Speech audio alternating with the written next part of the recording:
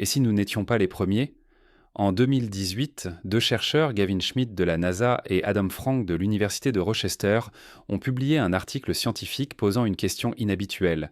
Si une civilisation industrielle avait existé sur Terre il y a des dizaines ou des centaines de millions d'années, en resterait-il une trace que nous pourrions détecter aujourd'hui? Ils appellent cette réflexion l'hypothèse silurienne, en référence à une ancienne époque géologique datant de plus de 400 millions d'années. Les données dont nous disposons sur l'histoire terrestre couvrent environ 4,5 milliards d'années, mais la mémoire matérielle de la planète est extrêmement limitée. Les océans renouvellent leur fond en moins de 200 millions d'années. Les montagnes s'érodent, les continents dérivent. Les objets fabriqués par l'homme, même les plus résistants, seraient ébroyés, fondus ou transformés en poussière bien avant d'atteindre 1 million d'années. Ce constat rend l'idée provocante. Une civilisation technologique très ancienne aurait pu exister et disparaître sans laisser de vestiges visibles pour nous. Les géologues savent que certaines anomalies restent inscrites. Par exemple, l'augmentation du dioxyde de carbone atmosphérique au cours du Paléocène-Éocène, il y a 56 millions d'années, a provoqué un réchauffement global de 5 à 8 degrés en moins de 20 000 ans. Un phénomène qui, dans ses effets, ressemble à ce que produit aujourd'hui l'industrialisation humaine. L'hypothèse n'affirme pas qu'il y avait alors une civilisation, mais elle pose une question scientifique précise. Comment distinguer un changement climatique naturel d'un signal produit par une activité intelligente? Les implications sont considérables. Si la Terre peut effacer presque toute trace d'une civilisation en quelques millions d'années, alors les preuves que nous cherchons doivent être d'une autre nature, signature chimique, isotopique ou géologique qui résisteraient au temps. Mais une autre interrogation demeure. Serions-nous capables de les reconnaître si elles se présentaient promptement devant nous? Depuis que l'humanité observe le ciel et fouille la terre, elle se demande si elle est unique, si son histoire commence vraiment avec l'émergence des premiers Homo sapiens il y a environ 300 000 ans, ou si elle n'est qu'un chapitre dans une saga plus longue. Cette interrogation prend une ampleur particulière lorsque l'on adopte l'échelle des temps géologiques. L'âge de la Terre est estimé à 4,54 milliards d'années. Sur cette durée vertigineuse, l'existence humaine représente un clignement d'œil. Les dinosaures ont dominé la planète pendant plus de 160 millions d'années avant de disparaître, alors que notre civilisation industrielle n'a que 2 siècles derrière elle. Cette comparaison rappelle combien nous sommes récents et combien il est plausible que d'autres formes d'organisation complexes aient pu exister avant nous. Mais comment envisager des civilisations antérieures alors que toutes nos preuves semblent dire le contraire? C'est là qu'intervient la force de l'hypothèse silurienne. Elle n'affirme pas que de telles sociétés ont réellement existé, mais elle propose un cadre scientifique pour évaluer la possibilité. Tout repose sur la notion de mémoire géologique. Les roches, les sédiments, les fossiles et les isotopes conservent les seules archives fiables au-delà de quelques centaines de milliers d'années. Les monuments, les outils, les villes, même les plus robustes, sont détruits en moins d'1 million d'années par l'érosion, les glaciers, les séismes et les cycles de subduction qui recyclent la croûte terrestre dans le manteau. Les scientifiques expliquent que si une civilisation aussi avancée que la nôtre avait prospéré il y a 50 ou 100 millions d'années, il ne resterait sans doute rien de visible en surface. Les continents eux-mêmes auraient donc changé de place. Les chaînes de montagnes se seraient effondrées ou transformées. Les fleuves auraient redessiné le paysage. Il ne subsisterait que de minuscules signatures chimiques ou isotopiques inscrites dans certaines couches sédimentaires. Ainsi, le défi est double. Comprendre ce que nous cherchons et reconnaître la différence entre un signal d'origine naturelle et un signal issu d'une activité intelligente. Lorsque l'on remonte dans les archives géologiques, on trouve plusieurs événements qui intriguent par leur brutalité. Le réchauffement du Paléocène-Éocène, déjà évoqué, en est un exemple frappant. En un temps relativement court à l'échelle géologique, la planète s'est transformée. Les océans se sont acidifiés, des espèces se sont déplacées, d'autres ont disparu. Les causes les plus probables évoquent une libération massive de méthane piégé dans les fonds marins ou une activité volcanique intense. Pourtant, ce type de phénomène pourrait aussi être produit par une consommation incontrôlée de combustibles fossiles, comme celle que nous observons aujourd'hui. Si une telle civilisation avait existé, c'est ce genre de traces indirectes qui constituerait son seul héritage. La difficulté est de taille, car la Terre connaît naturellement des bouleversements climatiques majeurs. Les extinctions massives en sont la preuve. Celle du Permien-Trias, il y a 252 millions d'années, a anéanti près de 90% des espèces marines et 70% des espèces terrestres. Celle du Crétacé-Paléogène, il y a 66 millions d'années, a mis fin aux dinosaures non aviens et ouvert la voie aux mammifères. Chaque fois, les indices de pointant vers des causes naturelles, impact d'astéroïdes, éruptions volcaniques colossales, variation de l'orbite terrestre, mais aucune de ces explications n'écarte totalement la possibilité qu'un facteur inconnu ait contribué. Et c'est cet espace d'incertitude que l'hypothèse silurienne explore. Il est instructif d'imaginer ce qu'il resterait de notre propre civilisation dans 100 millions d'années. Nos gratte-ciel se seraient effondrés depuis longtemps, engloutis ou pulvérisés.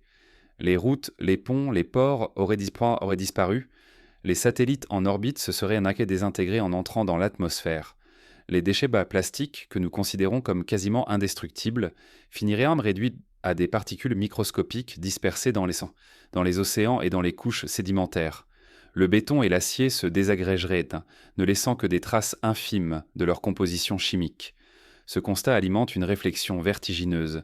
Si nous disparaissions demain, il est probable qu'une civilisation future, dans 100 millions d'années, ne trouverait aucune preuve de notre existence, sauf peut-être quelques anomalies géochimiques. Cela donne une clé pour réfléchir au passé profond. Si nous ne laissons presque rien derrière nous à cette échelle de temps, pourquoi exiger que d'éventuelles civilisations anciennes aient à laisser plus de preuves visibles ? Cette logique renverse la charge de la démonstration. L'absence d'artefacts n'est pas nécessairement une preuve d'inexistence, mais plutôt une conséquence de la dynamique géologique de la Terre. La question se complique lorsqu'on s'intéresse aux formes possibles de ces civilisations hypothétiques. Nous avons tendance à projeter notre propre image, villes, machines, combustibles fossiles. Mais rien ne dit qu'une société intelligente aurait suivi la même voie technologique. Elles auraient pu se développer à partir d'une autre biologie, utiliser d'autres ressources, produire des traces très différentes des nôtres. Cela élargit le champ de recherche mais rend l'identification plus complexe encore. Peut-être une civilisation marine ayant exploité les fonds océaniques aurait-elle laissé des signaux différents, aujourd'hui dissimulés dans des couches de sédiments inaccessibles. Peut-être une société d'origine reptilienne aurait-elle utilisé des matériaux biologiques ou minéraux qui se décomposent sans laisser de traces. Il faut également considérer la rareté des fenêtres de conservation. Les fossiles eux-mêmes sont exceptionnels. La plupart des organismes ne laissent aucun vestige identifiable. L'immense majorité de la vie terrestre est invisible à travers le temps géologique. En extrapolant, on comprend que les traces d'une civilisation technologique seraient encore plus improbables à retrouver intactes. Pourtant, certains indices indirects demeurent envisageables. Les isotopes du carbone, par exemple, révèlent quand des changements dans la proportion des différents types d'atomes, et ces variations peuvent trahir une combustion massive de matière organique.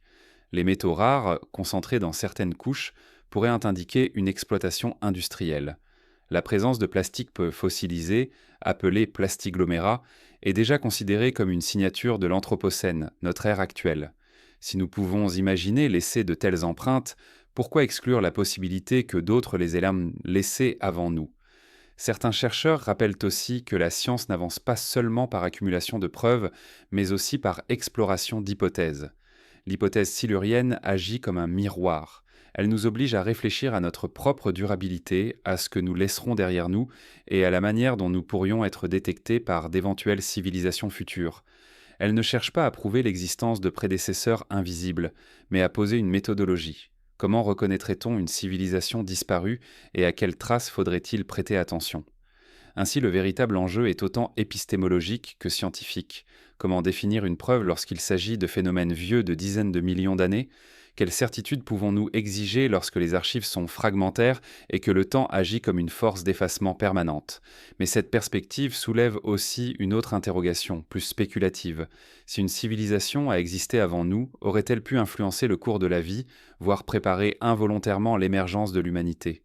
Les extinctions massives, en ouvrant des niches écologiques, favorisent comme ça l'évolution rapide des espèces survivantes. Si l'une d'entre elles avait été déclenchée, même partiellement, par une activité intelligente, elle aurait indirectement contribué à notre propre apparition. Rien ne permet aujourd'hui d'affirmer une telle hypothèse. Pourtant, le simple fait d'y réfléchir enrichit notre compréhension du temps profond et de la fragilité des civilisations. Car si tout disparaît en quelques millions d'années, notre propre avenir paraît encore plus incertain. La question n'est donc pas seulement de savoir si nous sommes les premiers, mais si nous serons les derniers. Et cette réflexion conduit naturellement vers un autre champ d'étude, celui des anomalies climatiques et géochimiques du passé, où certains scientifiques cherchent déjà des indices comparables aux marques que nous laissons aujourd'hui.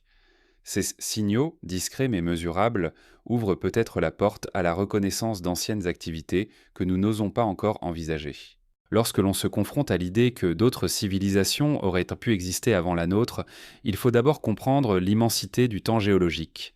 L'histoire humaine, avec ses empires, ses inventions et ses révolutions industrielles, ne représente qu'une fraction infime de l'histoire terrestre. Si l'on réduisait les 4,54 milliards d'années de la Terre à une seule journée, l'humanité moderne n'apparaîtrait qu'à la toute dernière seconde avant minuit. Dans cette échelle compressée, tout ce que nous appelons civilisation, de la Mésopotamie à Internet, serait plus fugace qu'un battement de cils. Ce contraste rend tangible l'abîme temporel qui nous sépare des grands événements du passé profond. Les dinosaures ont régné pendant plus de 160 millions d'années et leur disparition ne date que de 66 millions d'années. Entre eux et nous, la planète a connu d'innombrables bouleversements. Les continents ont dérivé, formant puis fragmentant des supercontinents comme la Pangée.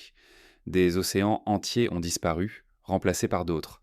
Des chaînes de montagnes sont nées, se sont érodées, puis ont laissé place à de nouvelles. Chaque cycle a effacé presque totalement les traces de ce qui existait auparavant.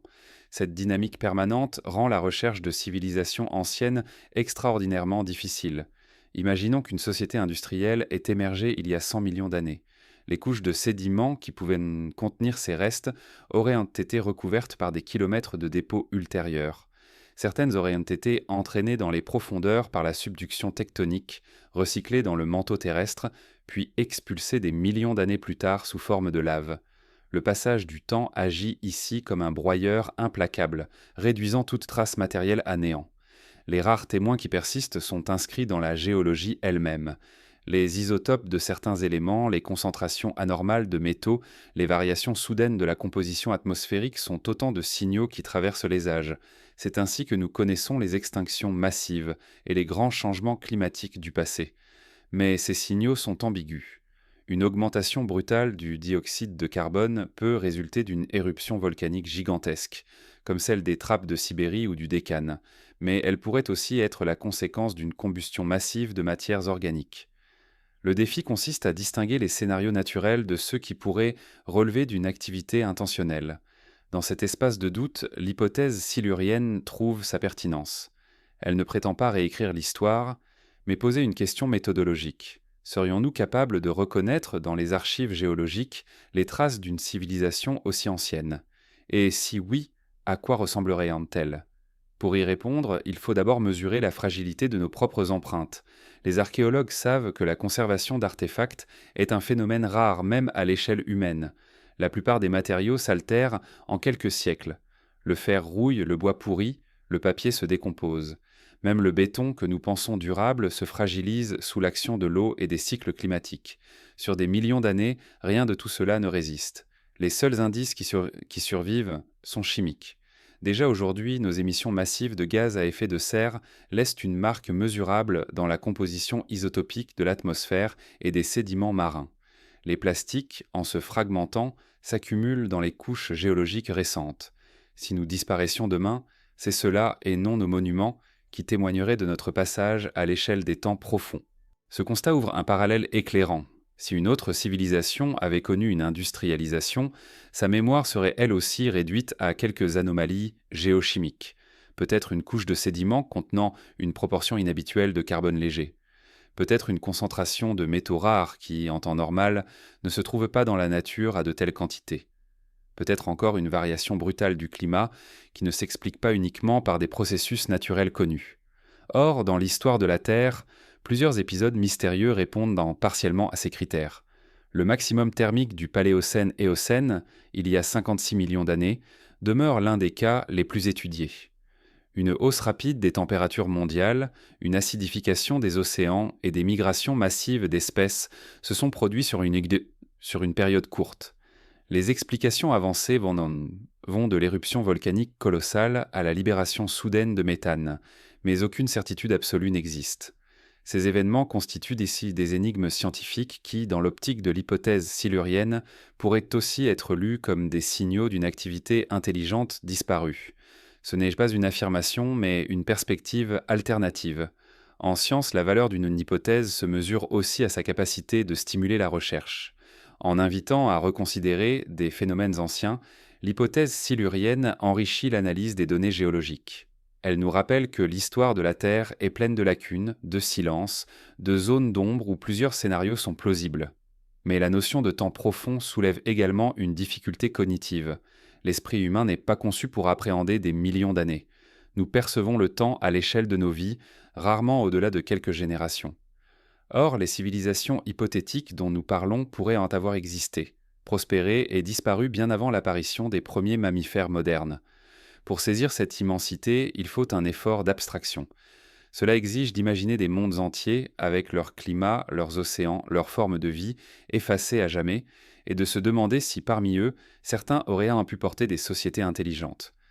La question n'est pas seulement théorique, elle touche aussi à la recherche de vie ailleurs dans l'univers. Lorsque nous explorons Mars, Europe ou Encelade, nous cherchons des biosignatures, c'est-à-dire des indices chimiques de vie, passées ou présentes. Nous n'attendons pas de découvrir des ruines visibles, mais des variations isotopiques, des molécules organiques, des anomalies en minéral. Appliquer le même raisonnement à la Terre conduit à une conclusion logique. Si nous voulons détecter d'anciennes civilisations, ce sont les mêmes types de signaux qu'il faut chercher. Ce parallèle ouvre un champ fascinant. Peut-être la Terre est-elle à la fois un laboratoire et une archive. En scrutant ces couches profondes, nous apprenons non seulement notre propre histoire, mais aussi comment chercher ailleurs. Si nous ne savons pas reconnaître une civilisation disparue sur notre propre planète, comment espérer la détecter sur une exoplanète distante de plusieurs années-lumière ? Ainsi, le temps profond n'est pas seulement une toile de fond, c'est une contrainte et un révélateur. Il impose l'humilité face à la fragilité de nos traces. Il rappelle que ce que nous croyons éternel ne l'est pas. Et il pose une question vertigineuse. Si nous ne sommes pas capables de prouver qu'aucune civilisation ne nous a précédés, devons-nous envisager sérieusement qu'il en ait existé une, même si tout ce qu'elle a laissé a été effacé par l'érosion des âges ? La réflexion se poursuit alors naturellement vers l'étape suivante. Les formulations précises de l'hypothèse silurienne elle-même, telle qu'elle a été proposée dans les milieux scientifiques contemporains, et les indices que ces auteurs nous invitent à rechercher dans la mémoire de la planète. L'expression hypothèse silurienne peut sembler étrange au premier abord. Elle vient d'une référence culturelle à une série télévisée britannique où des créatures intelligentes, supposées issues de atomes du passé lointain, étaient appelées les Siluriens. Mais derrière cette allusion se cache un questionnement rigoureux. En 2018, deux chercheurs, Gavin Schmidt, climatologue de la NASA, et Adam Frank, astrophysicien à l'université de Rochester, ont publié un article dans la revue International Journal of Astrobiology où ils posaient une question simple mais déstabilisante. Si une civilisation industrielle avait existé sur Terre bien avant nous, aurions-nous les moyens d'en retrouver la trace aujourd'hui ? Cette question n'est pas née d'un goût pour la science-fiction, mais d'une réflexion sur les données dont nous disposons.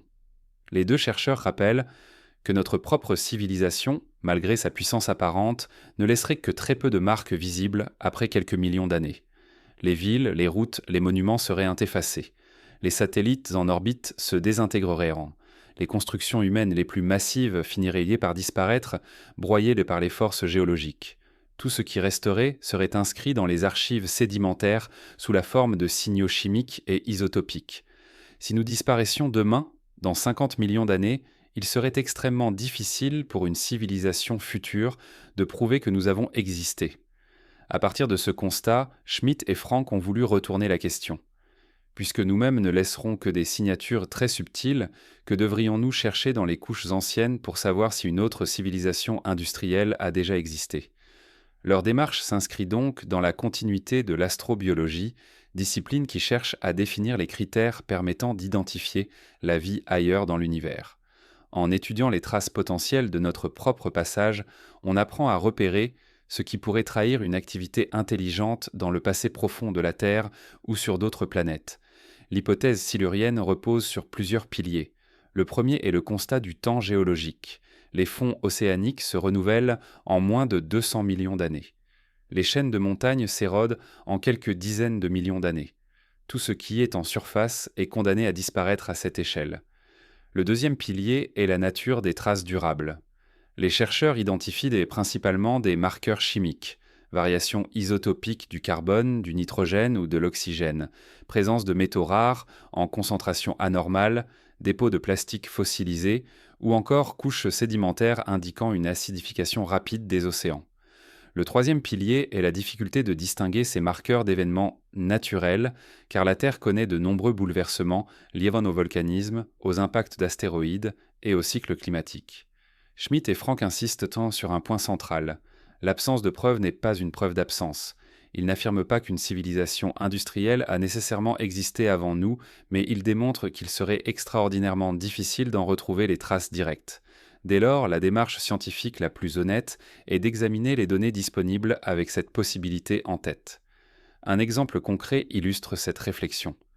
Le maximum thermique du Paléocène-Éocène, il y a 56 millions d'années, montre une augmentation rapide de la température mondiale et une modification de la composition isotopique du carbone. La cause la plus souvent retenue est une libération massive de méthane, peut-être liée à des hydrates piégés dans les fonds marins. Mais si l'on adoptait la grille de lecture de l'hypothèse silurienne, ce signal pourrait aussi correspondre aux conséquences d'une activité industrielle à grande échelle. Rien ne prouve que ce soit le cas, mais cette hypothèse incite à considérer les événements géologiques sous un angle nouveau. L'un des apports essentiels de l'article de Schmitt et Frank est de rappeler que les civilisations ne se mesurent pas seulement par leurs monuments ou leurs inventions, mais aussi par les perturbations qu'elles infligent à leur environnement. À ce titre, la combustion des combustibles fossiles, la production de plastique, l'utilisation massive d'engrais azotés et la diffusion de métaux rares constituent des empreintes caractéristiques de notre époque.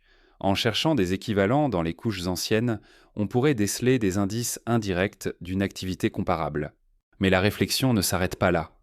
Les chercheurs soulignent que si une telle civilisation avait existé, elle aurait pu suivre un chemin technologique différent du nôtre. Elle n'aurait pas nécessairement exploité le charbon ou le pétrole. Elle aurait pu utiliser d'autres sources d'énergie, laisser d'autres types de déchets, développer d'autres modes d'organisation. Dans ce cas, ces traces pourraient être encore plus difficiles à identifier. L'hypothèse silurienne oblige donc à élargir notre vision de ce qu'est une civilisation industrielle et de ce qu'elle pourrait laisser derrière elle. Cette approche soulève aussi des questions philosophiques. Si nous ne pouvons pas exclure la possibilité d'une civilisation antérieure, cela relativise notre place dans l'histoire de la Terre. Nous ne serions pas forcément uniques, mais peut-être seulement les derniers en date. Cela pose également la question de notre propre avenir. Si toutes les civilisations sont vouées à disparaître sans laisser de traces visibles, qu'est-ce que cela dit de notre durabilité ? Sommes-nous condamnés à être effacés comme les autres, sans que personne ne puisse un jour témoigner de notre existence ? L'hypothèse silurienne ne cherche pas à donner des réponses définitives. Elle agit comme un outil intellectuel, une grille d'analyse pour interroger différemment les archives géologiques. Elle invite à développer des méthodes nouvelles pour distinguer les signaux naturels des signaux potentiellement artificiels. Elle relie ainsi la géologie, la climatologie et l'astrobiologie dans une réflexion commune.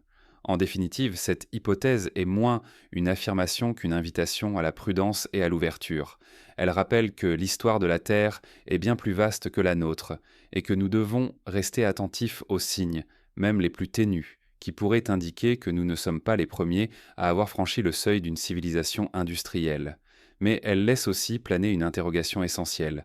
Si des civilisations ont existé avant nous et ont disparu sans laisser de traces certaines, qu'est-ce que cela révèle sur le destin des sociétés intelligentes et plus encore sur le nôtre ? C'est à ce stade qu'une nouvelle dimension du problème apparaît. Car si les preuves matérielles sont presque impossibles à conserver, il reste à examiner pourquoi elles manquent et ce que cela signifie réellement pour notre compréhension du passé profond. Lorsqu'on aborde l'hypothèse d'une civilisation antérieure à la nôtre, le premier obstacle qui surgit est le vide des preuves tangibles. L'archéologie classique fonctionne sur la découverte de vestiges matériels, poteries, outils, squelettes, temples, inscriptions. Chaque morceau de pierre taillé ou de céramique décorée devient un indice pour reconstituer la vie des sociétés passées. Mais cette méthode n'est valable qu'à l'échelle de dizaines de milliers d'années, parfois de quelques millions, dans le cas de fossiles remarquablement préservés. Au-delà, tout se dissout dans le cycle géologique de la Terre. L'absence de preuves matérielles n'est donc pas étonnante. Les continents sont des surfaces mouvantes. Le phénomène de la tectonique des plaques entraîne la subduction de vastes portions de croûte océanique vers le manteau, recyclant la matière dans un cycle qui dure moins de 200 millions d'années. Les chaînes de montagnes s'élèvent puis s'érodent. Les vallées s'emplissent de sédiments qui se transforment ensuite en roches. Dans ce processus incessant, les traces superficielles disparaissent inexorablement. Même un monument aussi massif que les pyramides d'Égypte ne résisterait pas à une dizaine de millions d'années d'érosion et de bouleversements tectoniques. Ce constat nous oblige à envisager autrement la notion de preuve. Si nous ne pouvons pas nous appuyer sur des ruines, des artefacts ou des fossiles culturels, il faut rechercher des indices d'un autre ordre. L'hypothèse silurienne suggère de porter notre attention vers les signatures indirectes, anomalies chimiques, variations isotopiques, dépôts sédimentaires inhabituels. Ces traces, si elles existent, ne ressemblent pas à des objets reconnaissables, mais à des perturbations mesurables dans la mémoire minérale de la Terre. Prenons l'exemple de notre propre civilisation. Aujourd'hui, nous laissons derrière nous d'immenses quantités de plastique, des bouteilles, des sacs, des microbilles qui se dégradent en particules mais ne disparaissent pas totalement. Déjà, des géologues bétantes découvrent des formations hybrides appelées plastiglomérats où des fragments de plastique fondus se sont mêlés à du sable, des coquillages et des roches. Ces matériaux composites entreront tôt ou tard dans les strates géologiques, constituant un témoin durable de l'Anthropocène. Dans plusieurs millions d'années, même s'il ne reste aucune ville debout, ces plastiglomérats signaleront la présence d'une activité industrielle. De la même manière, nos émissions massives de gaz à effet de serre modifient la proportion des isotopes du carbone dans l'atmosphère. Les plantes et les animaux absorbent ce carbone, qui se retrouve ensuite piégé dans les sédiments. Si l'on forait dans les couches futures, on observerait une transition soudaine dans la signature isotopique, une sorte de cicatrice chimique trahissant une combustion massive de matière organique fossile. Là encore, la civilisation humaine serait invisible à l'œil nu, mais perceptible dans les chiffres gravés dans la roche. Appliquons cette logique au passé. Si une civilisation industrielle avait existé il y a 50, 100 ou 200 millions d'années, elle aurait pu laisser exactement ce type de signal. Pas de monuments, pas d'outils, mais des anomalies dans la chimie des sédiments. Le problème, c'est que de nombreux phénomènes naturels produisent dans des signatures similaires. Les éruptions volcaniques colossales, comme celles qui ont formé les trappes de Sibérie ou du Décan, libèrent d'énormes quantités de dioxyde de carbone et de méthane. Les impacts d'astéroïdes vaporisent dans des roches, répandent des métaux rares et déclenchent des incendies planétaires. La libération de gaz emprisonnés dans les fonds marins peut aussi provoquer des bascules rapides du climat. Comment distinguer, dans ce foisonnement de causes, ce qui relèverait d'une activité industrielle? Cette question illustre la difficulté fondamentale de la recherche. Le manque de preuves matérielles ne prouve pas l'inexistence, mais l'interprétation des indices disponibles reste ouverte. Par exemple, les chercheurs qui étudient le maximum thermique du Paléocène-Éocène admettent qu'ils ne connaissent pas l'origine exacte de l'anomalie. Ils évoquent des hypothèses naturelles plausibles, mais reconnaissent aussi la limite de leur modèle. Dans ce vide, l'hypothèse silurienne ne s'impose pas, mais elle s'insère comme une possibilité supplémentaire. Les sceptiques soulignent toutefois un point important. Une civilisation capable de développer une industrie laisserait probablement des vestiges fossiles d'êtres intelligents, au moins quelques restes biologiques. Pourtant, aucun fossile d'espèce technologique n'a été découvert dans les couches profondes, mais là encore, le raisonnement doit être nuancé. La fossilisation est un phénomène rare, qui ne concerne qu'une infime minorité des organismes. Même les dinosaures, qui ont régné pendant des millions d'années, ne sont connus qu'à travers un nombre limité de fossiles. La probabilité de retrouver les restes d'une espèce intelligente ayant existé brièvement il y a 100 millions d'années est extrêmement faible. Il faut également envisager que cette civilisation hypothétique n'aurait pas suivi notre trajectoire biologique. Nous nous imaginons comme l'aboutissement naturel de l'évolution, mais rien ne garantit que l'intelligence doive se manifester sous une forme humanoïde. Elle pourrait avoir été incarnée par des créatures marines, par des reptiles ou même par des organismes dont nous ne soupçonnons pas la complexité. Dans ce cas, leurs fossiles ne seraient pas immédiatement reconnaissables comme ceux d'êtres intelligents, et nous pourrions passer à côté sans les identifier. L'absence de preuves directes devient alors un terrain fertile pour la spéculation scientifique. Elle ne signifie pas que la piste est illusoire, mais qu'elle impose de redéfinir ce que nous cherchons. Le manque d'artefacts visibles est une donnée attendue, compte tenu des mécanismes de la Terre. Le vrai défi consiste à identifier les marqueurs subtils qui pourraient constituer des indices. Cette situation est comparable à la recherche de vie sur d'autres planètes. Sur Mars, les robots ne s'attendent pas à trouver chez des ruines, mais des traces de méthane, des minéraux altérés par l'eau, des molécules organiques simples. Les scientifiques savent que la vie laisse rarement des preuves spectaculaires. Elle s'inscrit plutôt dans des détails discrets que seule une analyse minutieuse peut révéler. Si nous acceptons cette logique pour d'autres mondes, il est cohérent de l'appliquer aussi à la Terre. Le concept de preuve manquante n'est donc pas un obstacle définitif, mais un rappel des limites de notre perception. Nous vivons à une échelle de temps trop courte pour saisir pleinement l'histoire de la planète. Nous cherchons des traces matérielles comme si elles devaient résister éternellement, alors que la Terre est conçue pour effacer ce qui s'y inscrit. Reste alors une question essentielle. Si les preuves directes nous échappent, existe-t-il des méthodes pour contourner cette difficulté ? Les géologues et les climatologues proposent d'examiner systématiquement les grandes anomalies du passé, de les comparer à ce que notre propre civilisation est en train de produire et de voir si des similarités émergent. Cela suppose une approche rigoureuse qui n'écarte aucune hypothèse a priori mais qui exige des critères précis. L'hypothèse silurienne, en pointant ce vide de preuves tangibles, ne cherche pas à prouver l'existence d'une civilisation disparue. Elle veut plutôt ouvrir un champ d'investigation. Que faut-il chercher, comment le chercher, et surtout comment éviter de rejeter trop vite des signaux ambigus simplement parce qu'ils ne correspondent pas à nos attentes. Dans cette perspective, le manque de preuves devient un moteur intellectuel, une invitation à regarder différemment les archives de la Terre. Mais si les traces visibles s'effacent, il existe un domaine où la mémoire est plus robuste, celui des roches, des minéraux et des couches sédimentaires. C'est là que la Terre conserve ses archives les plus fiables et c'est là qu'il faut poursuivre l'enquête. La Terre est un immense registre. Ses montagnes, ses océans, ses vallées et ses déserts racontent une histoire écrite non pas avec des mots, mais avec des couches de roches et de sédiments. Contrairement aux monuments humains, fragiles et éphémères, la géologie conserve une mémoire qui s'étend sur des centaines de millions d'années. C'est cette mémoire que les scientifiques interrogent lorsqu'ils cherchent à savoir si une activité industrielle a pu marquer la planète bien avant l'apparition de l'humanité. Chaque strate géologique correspond à une époque précise comme les pages d'un livre. Les géologues savent lire ces couches grâce à une combinaison de méthodes: datation radiométrique, analyse des isotopes, étude des fossiles qu'elles contiennent. Dans ces archives, les événements majeurs de l'histoire de la Terre apparaissent encore aujourd'hui. On retrouve par exemple la mince couche enrichie en iridium qui marque la limite entre le Crétacé et le Paléogène, témoignage de l'impact d'un astéroïde ayant précipité la disparition des dinosaures. On observe aussi des dépôts volcaniques massifs qui correspondent à d'anciennes éruptions colossales, responsables de bouleversements climatiques planétaires. Mais ce qui rend la géologie particulièrement précieuse dans le cadre de l'hypothèse silurienne, c'est sa capacité à enregistrer non seulement les catastrophes spectaculaires, mais aussi les changements lents et insidieux. Une variation de quelques degrés dans la température globale, une acidification des océans, une modification de la composition chimique de l'atmosphère. Tous ces phénomènes s'inscrivent en entrant dans les roches, parfois de manière subtile, mais lisible par ceux qui savent décrypter ces indices.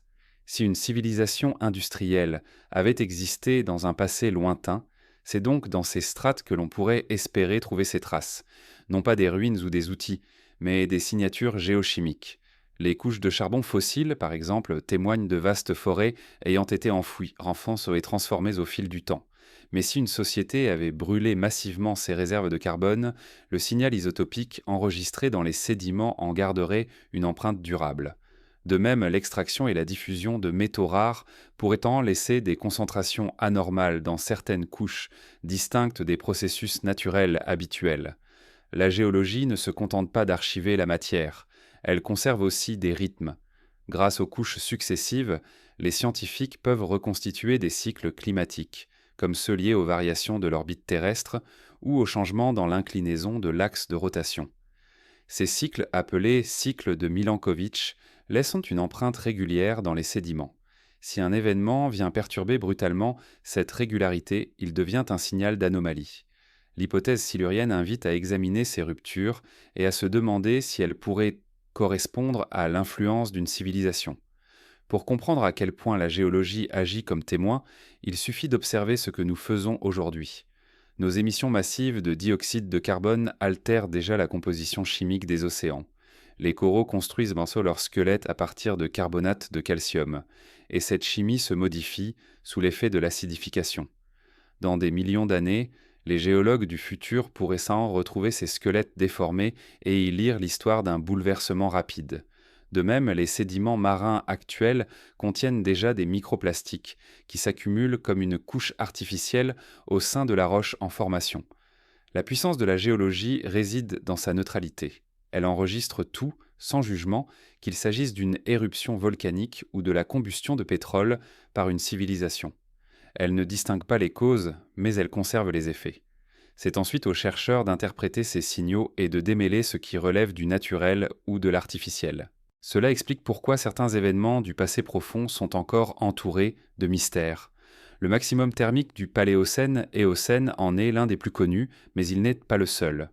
Plusieurs épisodes d'anoxie océanique où les mers se sont appauvries en oxygène au point de provoquer des extinctions massives posent encore question. Les dépôts noirs riches en matière organique que l'on retrouve dans ces strates indiquent des conditions extrêmes. La plupart des chercheurs privilégient des explications naturelles, mais certains soulignent que des perturbations d'origine industrielle pourraient produire des effets analogues. La géologie témoigne aussi de la résilience de la planète. Après chaque crise, la Terre a retrouvé un nouvel équilibre. Après l'impact de l'astéroïde qui a mis fin aux dinosaures, de nouvelles espèces ont émergé, ouvrant la voie à l'expansion des mammifères. Après l'extinction du Permien, la plus grande de toutes, la vie a mis des millions d'années à se rétablir, mais elle a fini par se diversifier à nouveau. Ces cycles de destruction et de renaissance montrent que la planète survit à ces bouleversements, même si les civilisations éventuelles qui les ont accompagnés peuvent disparaître sans retour. Pour les partisans de l'hypothèse silurienne, l'un des défis majeurs est donc d'apprendre à reconnaître dans ce grand livre de la Terre les passages qui pourraient indiquer une activité intelligente.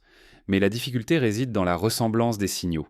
Une couche riche en carbone peut provenir de la combustion naturelle de forêts lors d'une éruption volcanique ou de la combustion massive de combustibles fossiles par une civilisation.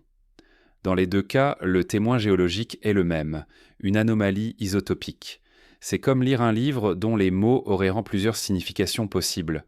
L'étude géologique nous invite également à relativiser notre propre importance. Ce que nous considérons comme des bouleversements majeurs, la révolution industrielle, l'ère nucléaire, l'explosion démographique, ne sont qu'un instant fugace à l'échelle des millions d'années. Pourtant, nos actions modifient déjà le registre de la Terre. Les géologues parlent de l'Anthropocène comme d'une nouvelle époque géologique, marquée par les traces indélébiles laissées par l'humanité. Si une autre civilisation nous succédait dans 50 millions d'années, elle pourrait identifier cette époque dans les strates comme un chapitre distinct, une perturbation nette. En ce sens, la géologie n'est pas seulement témoin du passé, elle est aussi prophète de l'avenir. Elle nous montre ce qui restera de nous et comment nous serons perçus à travers le prisme des roches. Mais elle nous enseigne aussi l'humilité. Si nous cherchons des traces de civilisations anciennes, nous devons accepter qu'elles soient invisibles à l'œil nu, dissoutes dans des signaux chimiques, et que leur reconnaissance dépend de notre capacité à lire ces archives avec discernement.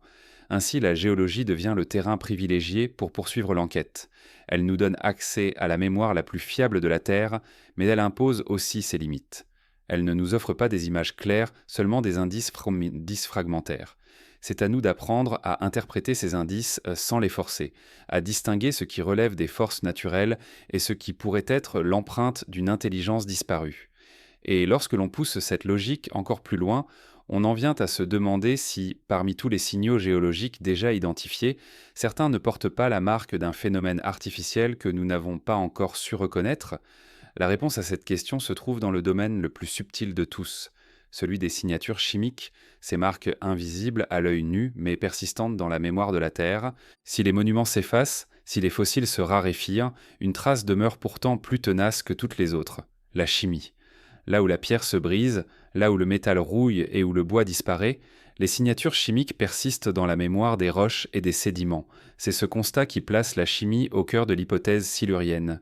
Car si une civilisation industrielle avait existé bien avant nous, elle aurait inévitablement modifié la composition chimique de son environnement, et ces modifications pourraient encore être détectées aujourd'hui. Les isotopes du carbone constituent l'un des premiers indicateurs que les scientifiques scrutent. Chaque atome de carbone n'est pas identique. Il existe plusieurs versions de cet élément, appelé isotope, qui diffèrent par leur masse. Lorsqu'on brûle du carbone issu des combustibles fossiles, la proportion de ces isotopes change de manière mesurable. C'est ainsi que l'on peut aujourd'hui identifier sans ambiguïté l'origine humaine de l'augmentation du dioxyde de carbone atmosphérique. Si une civilisation ancienne avait consommé d'immenses quantités de matières organiques fossiles, son activité aurait laissé un signal comparable dans les couches sédimentaires. Ce signal isotopique résisterait aux millions d'années bien mieux que n'importe quel artefact. Mais le carbone n'est pas le seul témoin. L'azote, utilisé en masse dans l'agriculture moderne à travers les engrais, modifie lui aussi la composition des sols et des eaux. Les nitrates excédentaires se fixent dans les sédiments, où ils peuvent être identifiés longtemps après leur dépôt. Si une autre civilisation avait développé une agriculture intensive, elle aurait pu laisser derrière elle une empreinte isotopique spécifique de l'azote, une sorte de signature agricole fossilisée. Les métaux rares constituent une autre piste. Les sociétés modernes utilisent donc des éléments comme le néodyme, le lithium, le cobalt ou le platine dans des proportions considérables. Ces éléments ne sont présents dans la nature qu'à des concentrations faibles et leur accumulation artificielle dans une couche géologique serait immédiatement suspecte. Déjà aujourd'hui, on retrouve des traces d'uranium enrichi dans certaines zones en raison des essais nucléaires, et ces résidus survivront bien plus longtemps que nos monuments. Si une civilisation passée avait exploité l'énergie nucléaire ou manipulé certains métaux à grande échelle, elle aurait laissé dans la chimie des roches un signal anormal. L'exemple du plastique est encore plus frappant. Ce matériau n'existe pas dans la nature. Issu de la transformation des hydrocarbures, il est entièrement artificiel. Même fragmenté en microplastiques, il reste identifiable par sa structure chimique. Déjà, des couches sédimentaires récentes montrent une concentration de microplastiques qui formera une marque indélébile de notre époque. Si une civilisation disparue avait inventé des matériaux équivalents, même différents dans leur composition, il en resterait probablement des traces chimiques dans les roches. L'hypothèse silurienne invite donc à relire certains événements passés à la lumière de ces marqueurs. Par exemple, des couches sédimentaires présentant des variations brusques de carbone ou d'oxygène pourraient en refléter une perturbation industrielle plutôt qu'un phénomène volcanique.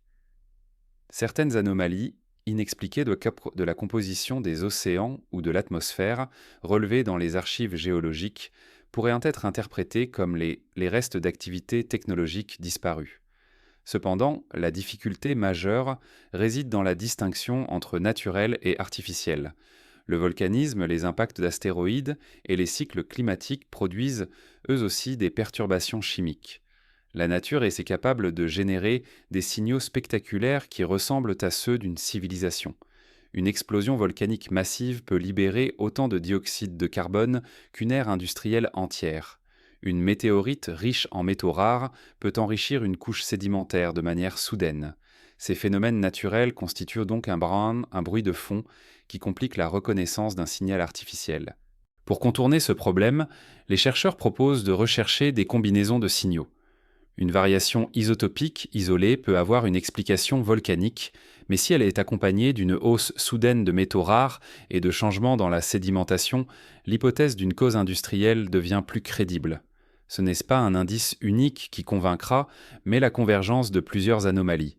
C'est ainsi que les géologues parviennent déjà à distinguer un impact météoritique d'une éruption volcanique en combinant les données chimiques, minéralogiques et isotopiques. Cette logique comparative peut être appliquée à l'hypothèse silurienne. Si un jour on identifiait une couche présentant à la fois un signal isotopique du carbone atypique, une accumulation de métaux rares et des dépôts anormaux ressemblant à des résidus artificiels, alors l'idée d'une civilisation disparue gagnerait une crédibilité scientifique. Il est frappant de constater que nous-mêmes, en quelques siècles seulement, avons déjà inscrit une marque chimique indélébile dans la Terre. Nos émissions de gaz à effet de serre, nos plastiques, nos métaux dispersés, nos résidus radioactifs. Tout cela formera un chapitre distinct dans le livre géologique. Cette marque ne dépend pas de nos monuments, mais de notre chimie. Elle survivra bien plus longtemps que nos bibliothèques ou nos archives numériques. Ce constat nourrit une réflexion plus large sur la nature de la mémoire terrestre. La chimie est le langage que la planète conserve. Nos mots s'effacent, nos structures s'effondrent, mais les isotopes, eux, racontent notre histoire à travers les âges. Cela signifie aussi que si une civilisation antérieure a existé, elle nous a peut-être déjà parlé à travers ce langage, et que nous ne savons pas encore interpréter ces phrases. Reste une question fondamentale. Serions-nous capables de reconnaître ces marques si elles se présentaient devant nous ? Les anomalies chimiques que nous observons dans les archives sont aujourd'hui interprétées dans des cadres strictement naturels. Nous y voyons des volcans, des météorites, des cycles climatiques. Mais peut-être passons-nous à côté d'indices qui, relus autrement, prendraient un tout autre sens. Le défi n'est donc pas seulement scientifique, mais aussi conceptuel. Il exige d'élargir nos catégories et d'accepter que la chimie puisse porter des messages inattendus. Cette réflexion ouvre un horizon vertigineux. Car si la chimie est la véritable mémoire de la Terre, elle pourrait aussi être la seule preuve qui nous relie à d'éventuelles civilisations disparues. Mais au-delà de cette possibilité, elle met en lumière un autre aspect crucial. Les marques chimiques ne sont pas seulement des traces passées, elles sont aussi des avertissements pour l'avenir. Les anomalies que nous produisons aujourd'hui seront visibles pendant des millions d'années. Elles deviendront la carte d'identité géologique de notre époque. Cela pose une question troublante. Si les civilisations disparaissent en laissant derrière elles des marques chimiques durables, alors ces empreintes sont peut-être la seule immortalité que l'intelligence peut espérer. De là, une autre interrogation surgit encore plus inquiétante. Et si certaines anomalies, déjà connues, que nous expliquons par des phénomènes naturels, étaient en réalité la conséquence d'activités industrielles anciennes ? Et si nous étions déjà passés devant les marques chimiques d'une autre civilisation sans les reconnaître comme telles ? L'un des phénomènes les plus troublants que la géologie révèle est la récurrence de réchauffements rapides dans l'histoire de la Terre. Ces épisodes, pensés parfois étalés sur quelques dizaines de milliers d'années seulement, se traduisent par une hausse globale des températures, une acidification des océans et une redistribution massive des espèces. Et ce qui frappe, c'est la ressemblance entre certains de ces événements passés et le changement climatique que nous vivons aujourd'hui. Et c'est précisément dans ce miroir que l'hypothèse silurienne trouve un terrain fertile.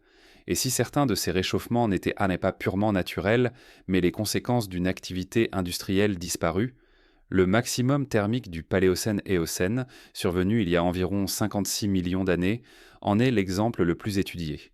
En moins de 23 000 ans, la température moyenne de la planète a augmenté de 5 à 8 degrés. Les calottes glaciaires, si elles existaient encore, ont disparu. Les océans se sont acidifiés au point de bouleverser les écosystèmes marins. Les espèces animales ont migré massivement vers les pôles et certaines se sont éteintes. Les géologues constatent également un appauvrissement marqué en oxygène des océans, signe d'une crise environnementale globale. Tout cela ressemble de manière frappante aux projections que les climatologues établissent pour notre propre avenir si les émissions de gaz à effet de serre continuent d'augmenter. La cause généralement avancée pour expliquer cet épisode est la libération massive de méthane. Ce gaz beaucoup plus puissant que le dioxyde de carbone peut être piégé sous forme d'hydrate dans les sédiments marins. Une hausse de température initiale, même faible, peut provoquer leur déstabilisation et déclencher une réaction en chaîne, libérant des quantités gigantesques de méthane dans l'atmosphère. Mais le mystère demeure. Qu'est-ce qui a déclenché ce processus à si grande échelle ? Les volcans, l'activité tectonique ou un mécanisme encore inconnu ? L'hypothèse silurienne, sans prétendre donner une réponse définitive, propose une question. Et si un facteur artificiel avait joué un rôle dans ce bouleversement ? Un autre épisode attire l'attention, la crise climatique du Trias, il y a environ 200 millions d'années. Les données indiquent une hausse rapide du dioxyde de carbone et une transformation radicale des écosystèmes, accompagnée d'extinctions massives. L'explication dominante repose sur les éruptions volcaniques qui ont fragmenté le supercontinent Pangée. Mais là encore, la question demeure. Pourquoi la transition fut-elle si soudaine ? Le parallèle avec notre époque incite certains chercheurs à envisager, même prudemment, que de tels événements pourraient avoir été aggravés par une activité intelligente. Ce qui rend ces réchauffements anciens fascinants, c'est leur caractère sélectif. Certaines espèces prospèrent, d'autres disparaissent, mais la planète elle-même continue de fonctionner. Le climat change, la biodiversité se réorganise et un nouvel équilibre finit par s'installer.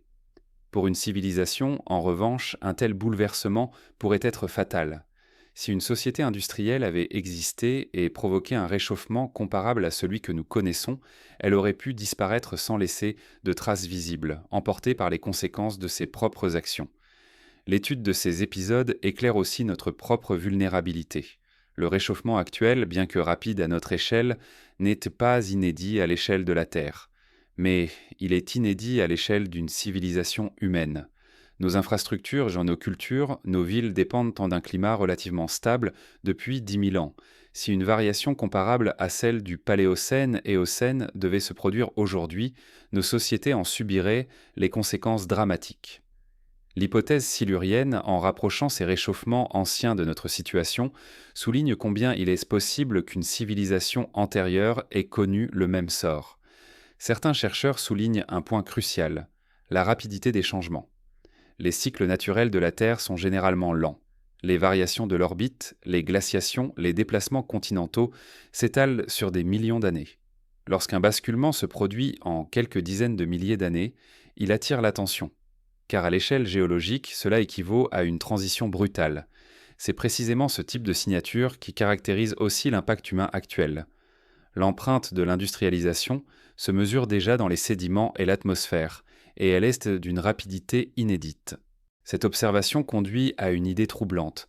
Peut-être que les réchauffements anciens sont les vestiges de civilisations disparues confrontées au même mécanisme d'autodestruction. Nous voyons dans notre présent ce qui pourrait être leur passé. Leur combustion massive de ressources, leur altération de l'atmosphère, leur incapacité à contrôler les rétroactions climatiques auraient pu les mener à leur effondrement. Ce scénario, même hypothétique, résonne comme un avertissement. Mais la prudence reste de mise. Les preuves dont nous disposons sont indirectes.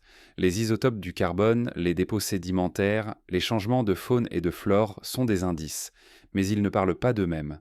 Les scientifiques privilégient toujours les explications naturelles, car elles s'appuient sur des mécanismes connus et observés. Pourtant, la similitude entre certains épisodes anciens et notre situation actuelle est trop frappante pour être ignorée.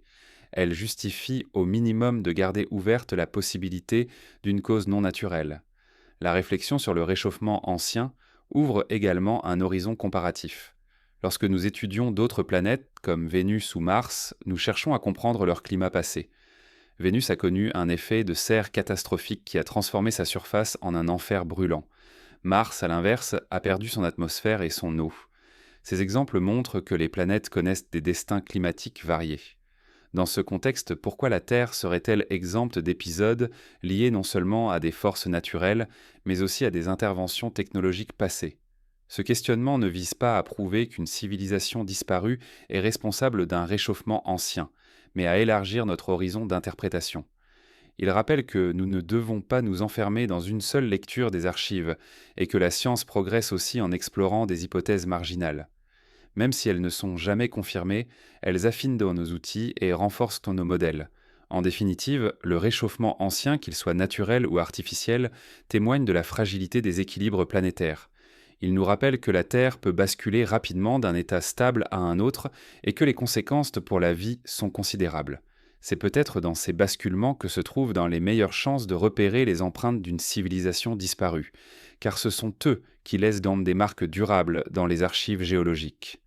Ainsi, le réchauffement ancien n'est pas seulement un objet d'étude pour les paléoclimatologues, c'est une clé pour comprendre ce que nous cherchons dans l'hypothèse silurienne. Si nous voulons identifier les traces d'une civilisation antérieure, c'est dans ces anomalies climatiques rapides, si semblables aux nôtres, que nous devons concentrer notre attention. Mais cette piste ouvre à son tour une autre interrogation. Les extinctions massives qui jalonnent l'histoire de la Terre pourraient-elles elles aussi cacher des causes moins naturelles qu'il n'y paraît ? Au fil de ces 4,5 milliards d'années d'existence, la Terre a connu plusieurs effondrements biologiques d'une ampleur telle qu'ils ont remodelé toute l'histoire de la vie.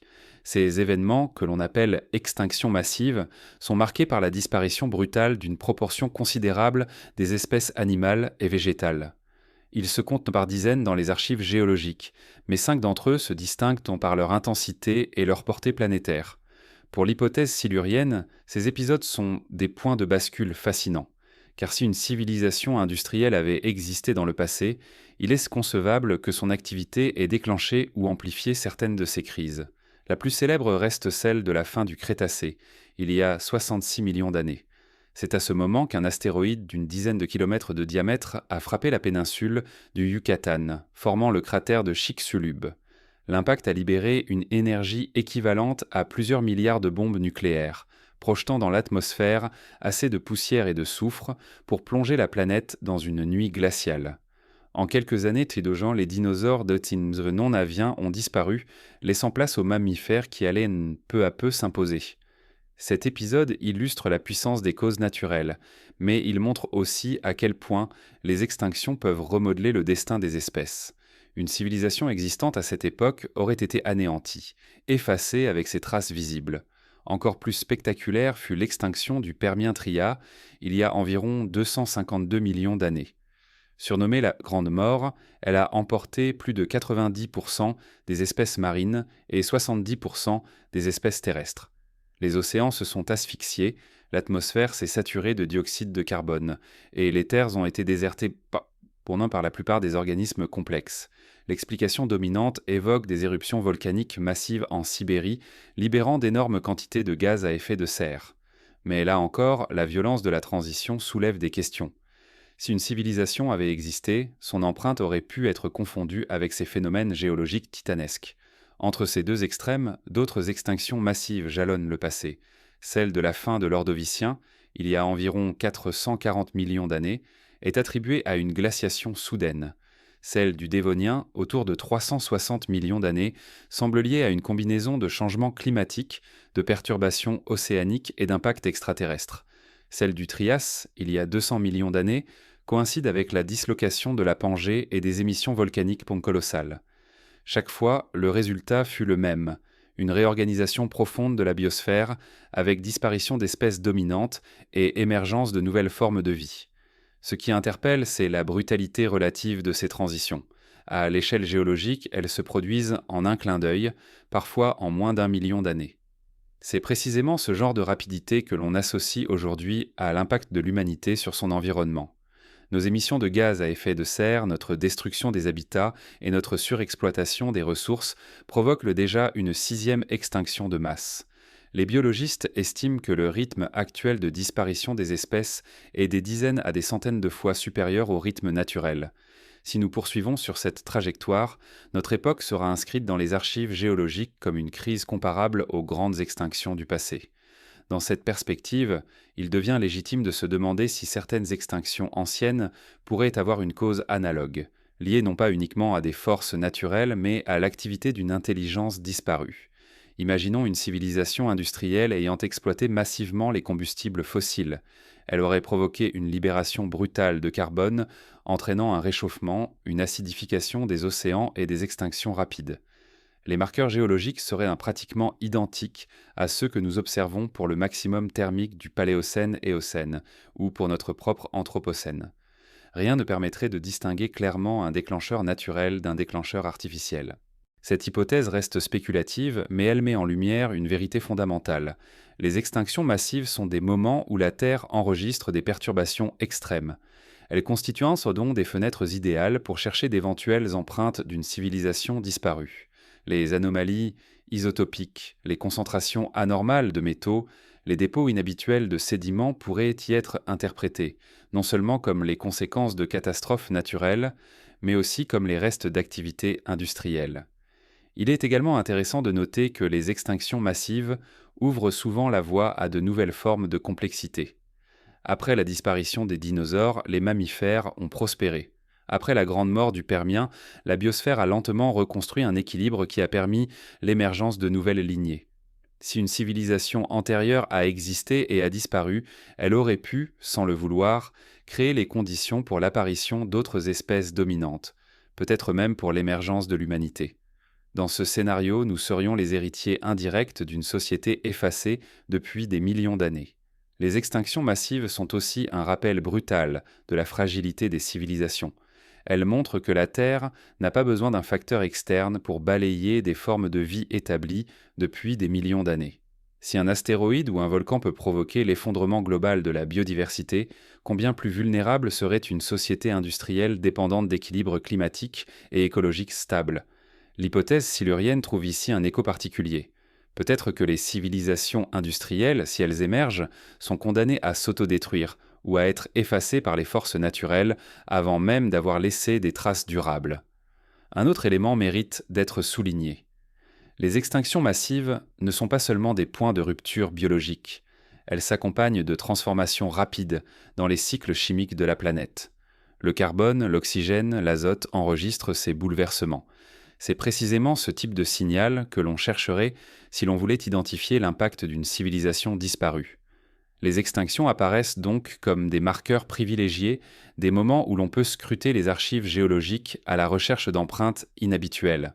Pourtant, malgré leur potentiel explicatif, ces événements restent ambigus. La science privilégie toujours les explications naturelles, car elles s'appuient sur des mécanismes observés. Mais cela ne signifie pas que d'autres explications doivent être écartées d'emblée. L'hypothèse silurienne ne prétend pas remplacer les modèles existants, mais compléter le champ des possibles. Elle rappelle que nous devons rester attentifs aux signaux qui pourraient indiquer autre chose que ce que nous croyons déjà savoir. En définitive, les extinctions massives sont à la fois des catastrophes et des opportunités. Catastrophes car elles anéantissent une grande partie de la vie. Opportunités car elles ouvrent des niches écologiques pour l'évolution future.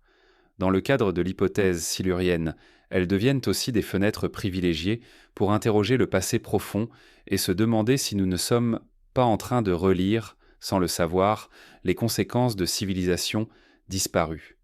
Et si l'absence de fossiles ou de ruines nous semble frustrante, c'est peut-être parce que nous cherchons au mauvais endroit. Car si des civilisations ont existé avant nous, elles ont peut-être laissé non pas des objets reconnaissables, mais des indices disséminés dans les fossiles eux-mêmes, des traces indirectes de leur passage. Cette piste conduit à une autre question. Que se passerait-il si certains fossiles contenaient déjà les indices d'une activité intelligente que nous n'avons pas su interpréter? Depuis 2 siècles, les fossiles sont les témoins les plus précieux de l'histoire de la vie sur Terre. Chaque ossement pétrifié, chaque empreinte végétale ou animale gravée dans la roche, chaque coquille figée dans les sédiments compose un puzzle patient qui a permis de reconstituer des millions d'années d'évolution. Pourtant, malgré l'abondance relative de ces archives, il faut se rappeler que la fossilisation est un processus rare, presque miraculeux. La grande majorité des organismes qui ont vécu sur Terre n'a laissé aucune trace fossile. Ils se sont décomposés, dissous, recyclés par les écosystèmes et effacés par l'érosion. C'est ce constat qui ouvre une question troublante. Si une civilisation industrielle avait existé dans un passé lointain, pourrait-il rester enfoui dans les couches anciennes des fossiles impossibles, des restes qui ne correspondent à rien de ce que nous connaissons, mais que nous n'avons pas encore su reconnaître comme artificiels? La première difficulté vient de notre propre perception. Lorsque des paléontologues découvrent un fossile inhabituel, ils l'interprètent toujours dans le cadre de la biologie naturelle. Un os étrange devient celui d'un reptile inconnu, une structure inhabituelle est attribuée à une adaptation biologique encore mal comprise. Il est extrêmement rare qu'on envisage une origine artificielle. Pourtant, certaines formations fossiles pourraient éventuellement correspondre à des matériaux transformés par une intelligence. Les plastiglomérats, ces roches mêlant plastique et minéraux, en sont une illustration contemporaine. Dans quelques millions d'années, un géologue qui les retrouverait sans savoir qu'ils sont issus de notre époque pourrait les considérer comme un phénomène géologique inédit, sans imaginer leur origine industrielle. Si nous projetons cette logique dans le passé profond, nous devons accepter la possibilité que certains fossiles ou structures minérales atypiques que nous avons déjà observées puissent être en réalité des vestiges de transformations industrielles anciennes. Cela ne veut pas dire que c'est le cas, mais que notre grille d'interprétation actuelle pourrait nous empêcher de voir ce qui est devant nous. Les fossiles impossibles sont donc ceux qui existent peut-être déjà dans nos collections, mais que nous rangeons automatiquement dans des catégories sans naturelles. Une autre piste est celle des restes biologiques d'espèces intelligentes disparues. Si une civilisation avait existé il y a 100 ou 200 millions d'années, ses représentants auraient-ils pu laisser des ossements reconnaissables? La probabilité est assez faible, car la fossilisation exige des conditions très particulières. Même pour les dinosaures, qui ont dominé la Terre pendant des dizaines de millions d'années, les fossiles sont rares et souvent fragmentaires. Pour une espèce intelligente qui n'aurait existé que quelques centaines de milliers d'années, les chances de conservation sont infimes, et si ces fossiles existaient, rien ne garantit qu'ils seraient identifiés comme les restes d'une espèce consciente. Après tout, nous reconnaissons l'intelligence des hominidés anciens grâce à leurs outils, leurs traces culturelles, leurs habitats. Sans ces indices culturels, un squelette humanoïde pourrait être perçu comme celui d'un simple primate. La notion de fossile impossible s'élargit encore si l'on considère des civilisations non humanoïdes. Une société marine intelligente, par exemple, aurait pu laisser derrière elle des coquilles ou des structures calcaires particulières, mais nous les interpréterions sans doute comme des coraux ou des mollusques étranges. Une intelligence reptilienne aurait pu avoir des os et des dents indiscernables de ceux de nombreuses espèces de reptiles fossiles. Dans ce cas, les archives existent peut-être déjà sous nos yeux, mais elles sont encore noyées dans la masse des fossiles naturels. Cette idée n'est pas seulement spéculative, elle reflète une limite réelle de la paléontologie. Sans nos classifications reposent sur des comparaisons anatomiques et sur des modèles évolutifs. Si un fossile échappe à ces cadres, nous le rangeons dans la catégorie des espèces mystérieuses ou mal comprises, sans imaginer d'autres explications.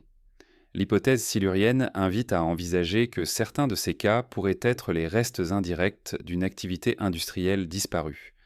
Il existe aussi des anomalies connues dans les archives fossiles. Par exemple, certaines couches géologiques contiennent des assemblages d'espèces qui semblent incohérents, comme si des environnements éloignés s'étaient mélangés soudainement. Ces anomalies peuvent être expliquées par des processus naturels comme les tempêtes, les glissements de terrain sous-marins ou les tsunamis.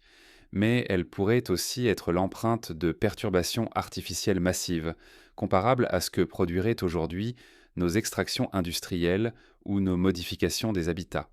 De la même manière, certaines couches de charbon fossile témoignent d'incendies gigantesques qui ont ravagé des forêts entières. La plupart sont attribuées à la foudre ou au volcanisme, mais il n'est pas impossible qu'une partie d'entre elles ait été déclenchée ou amplifiée par une activité industrielle ancienne. Dans ce cas, les charbons fossiles, que nous considérons comme des témoins d'incendies naturels, pourraient être des reliques indirectes d'une action intelligente. Les fossiles impossibles ne sont donc pas forcément des objets reconnaissables comme des outils ou des machines. Ils peuvent être des restes biologiques ou géologiques qui ne cadrent pas avec nos catégories habituelles. Ce sont des témoins ambigus, faciles à négliger parce qu'ils ne correspondent pas à nos attentes. L'enjeu est de développer une approche plus ouverte, capable de considérer l'hypothèse d'une origine artificielle sans tomber dans la spéculation gratuite.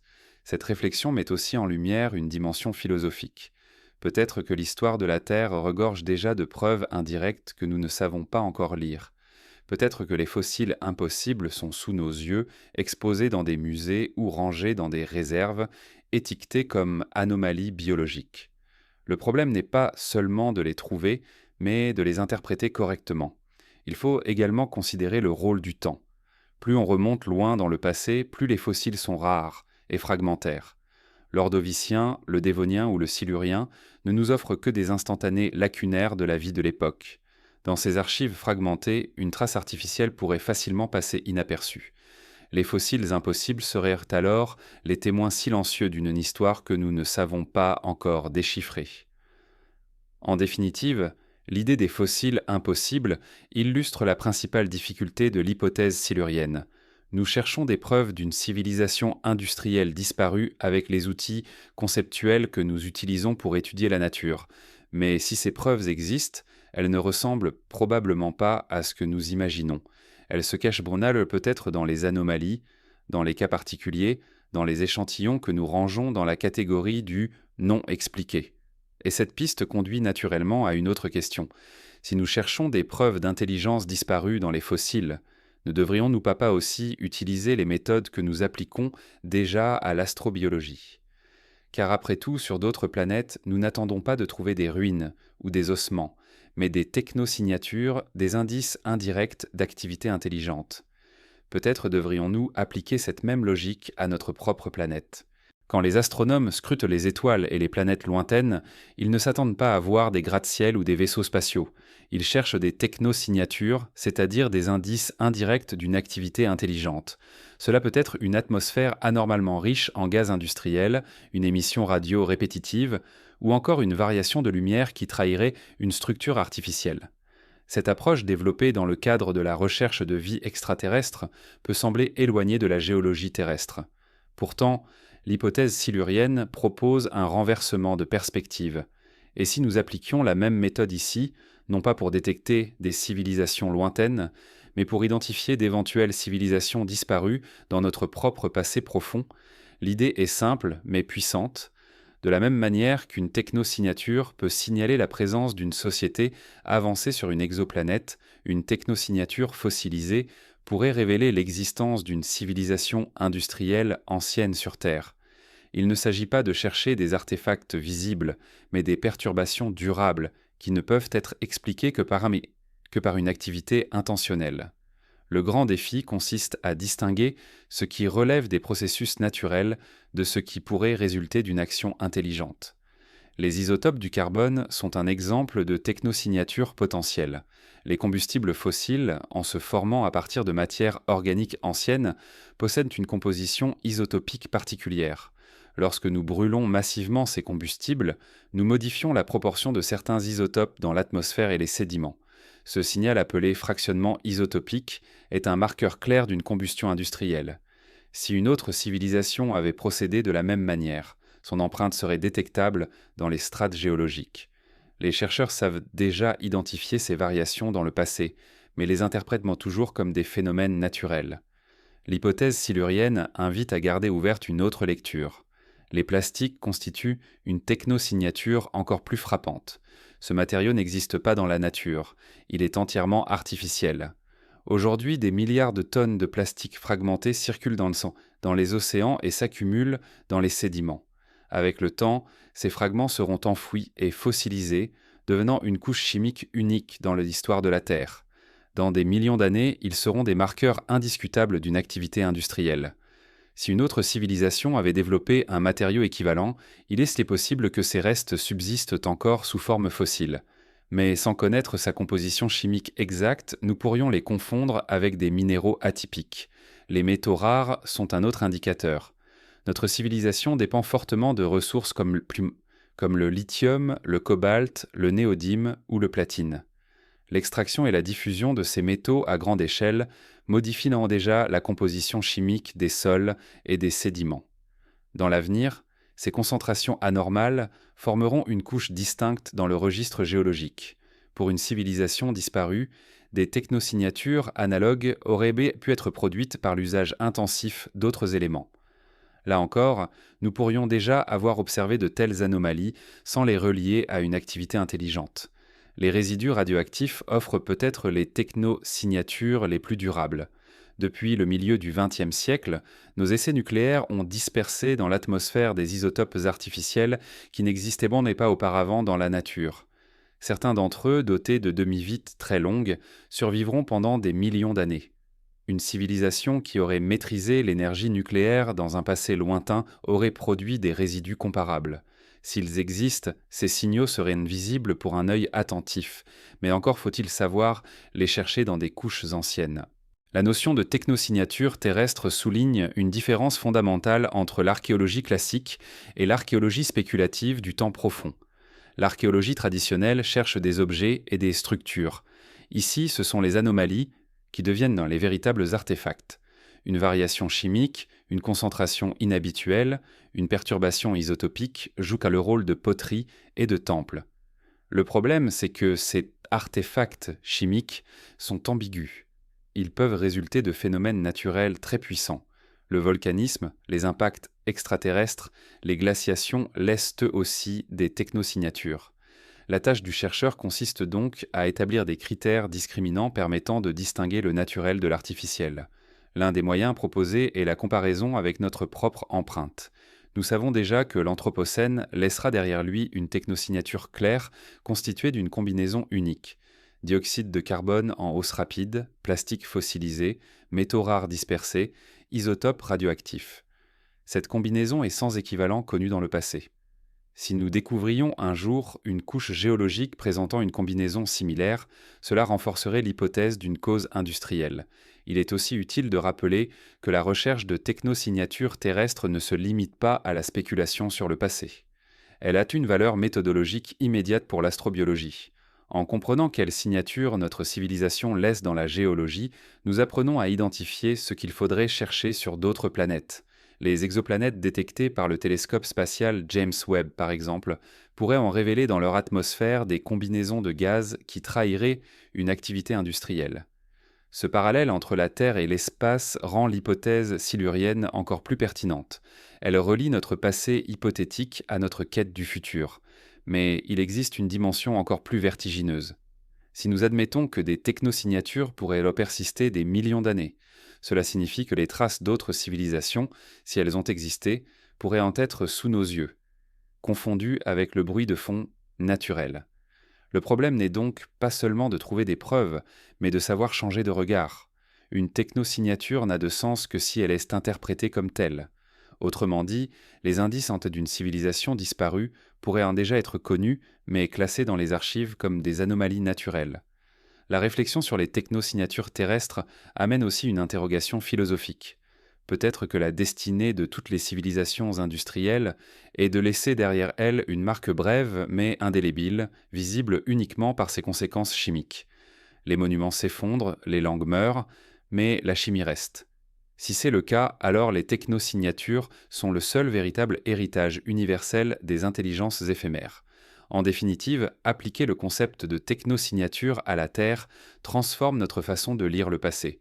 Cela ne signifie pas que nous devons voir une civilisation disparue derrière chaque anomalie géologique, mais que nous devons élargir nos outils pour ne pas manquer des indices cruciaux.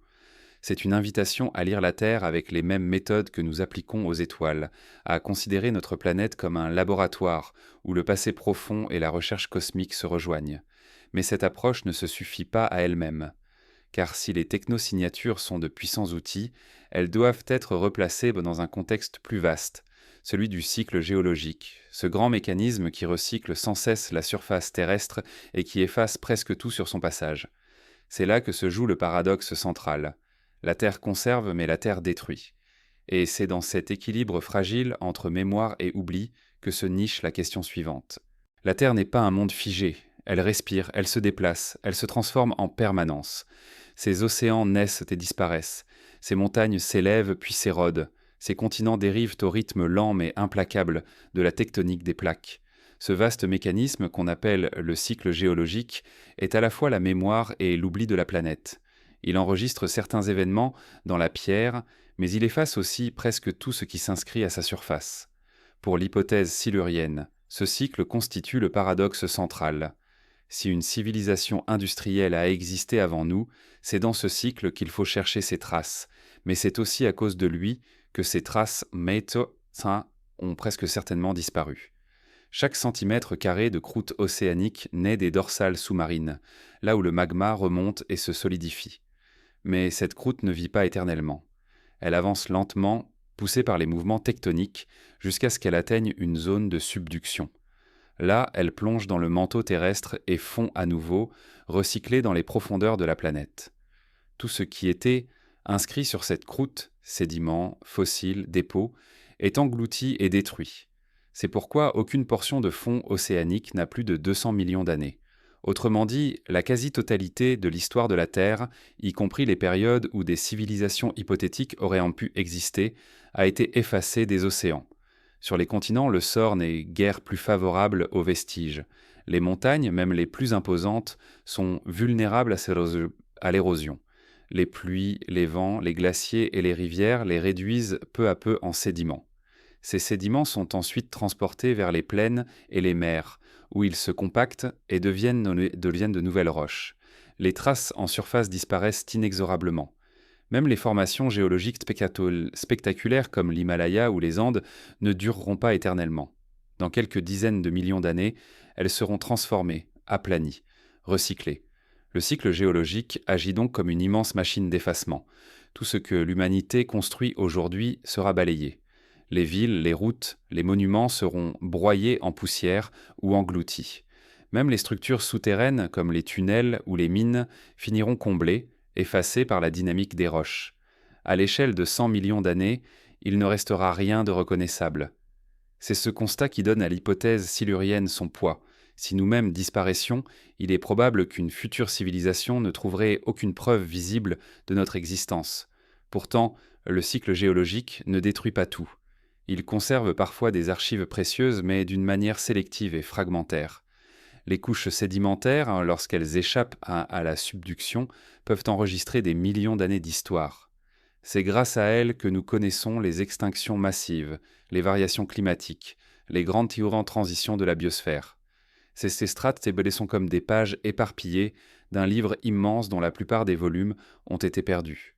Nous ne disposons que de fragments, mais ces fragments sont suffisants pour reconstituer certains chapitres.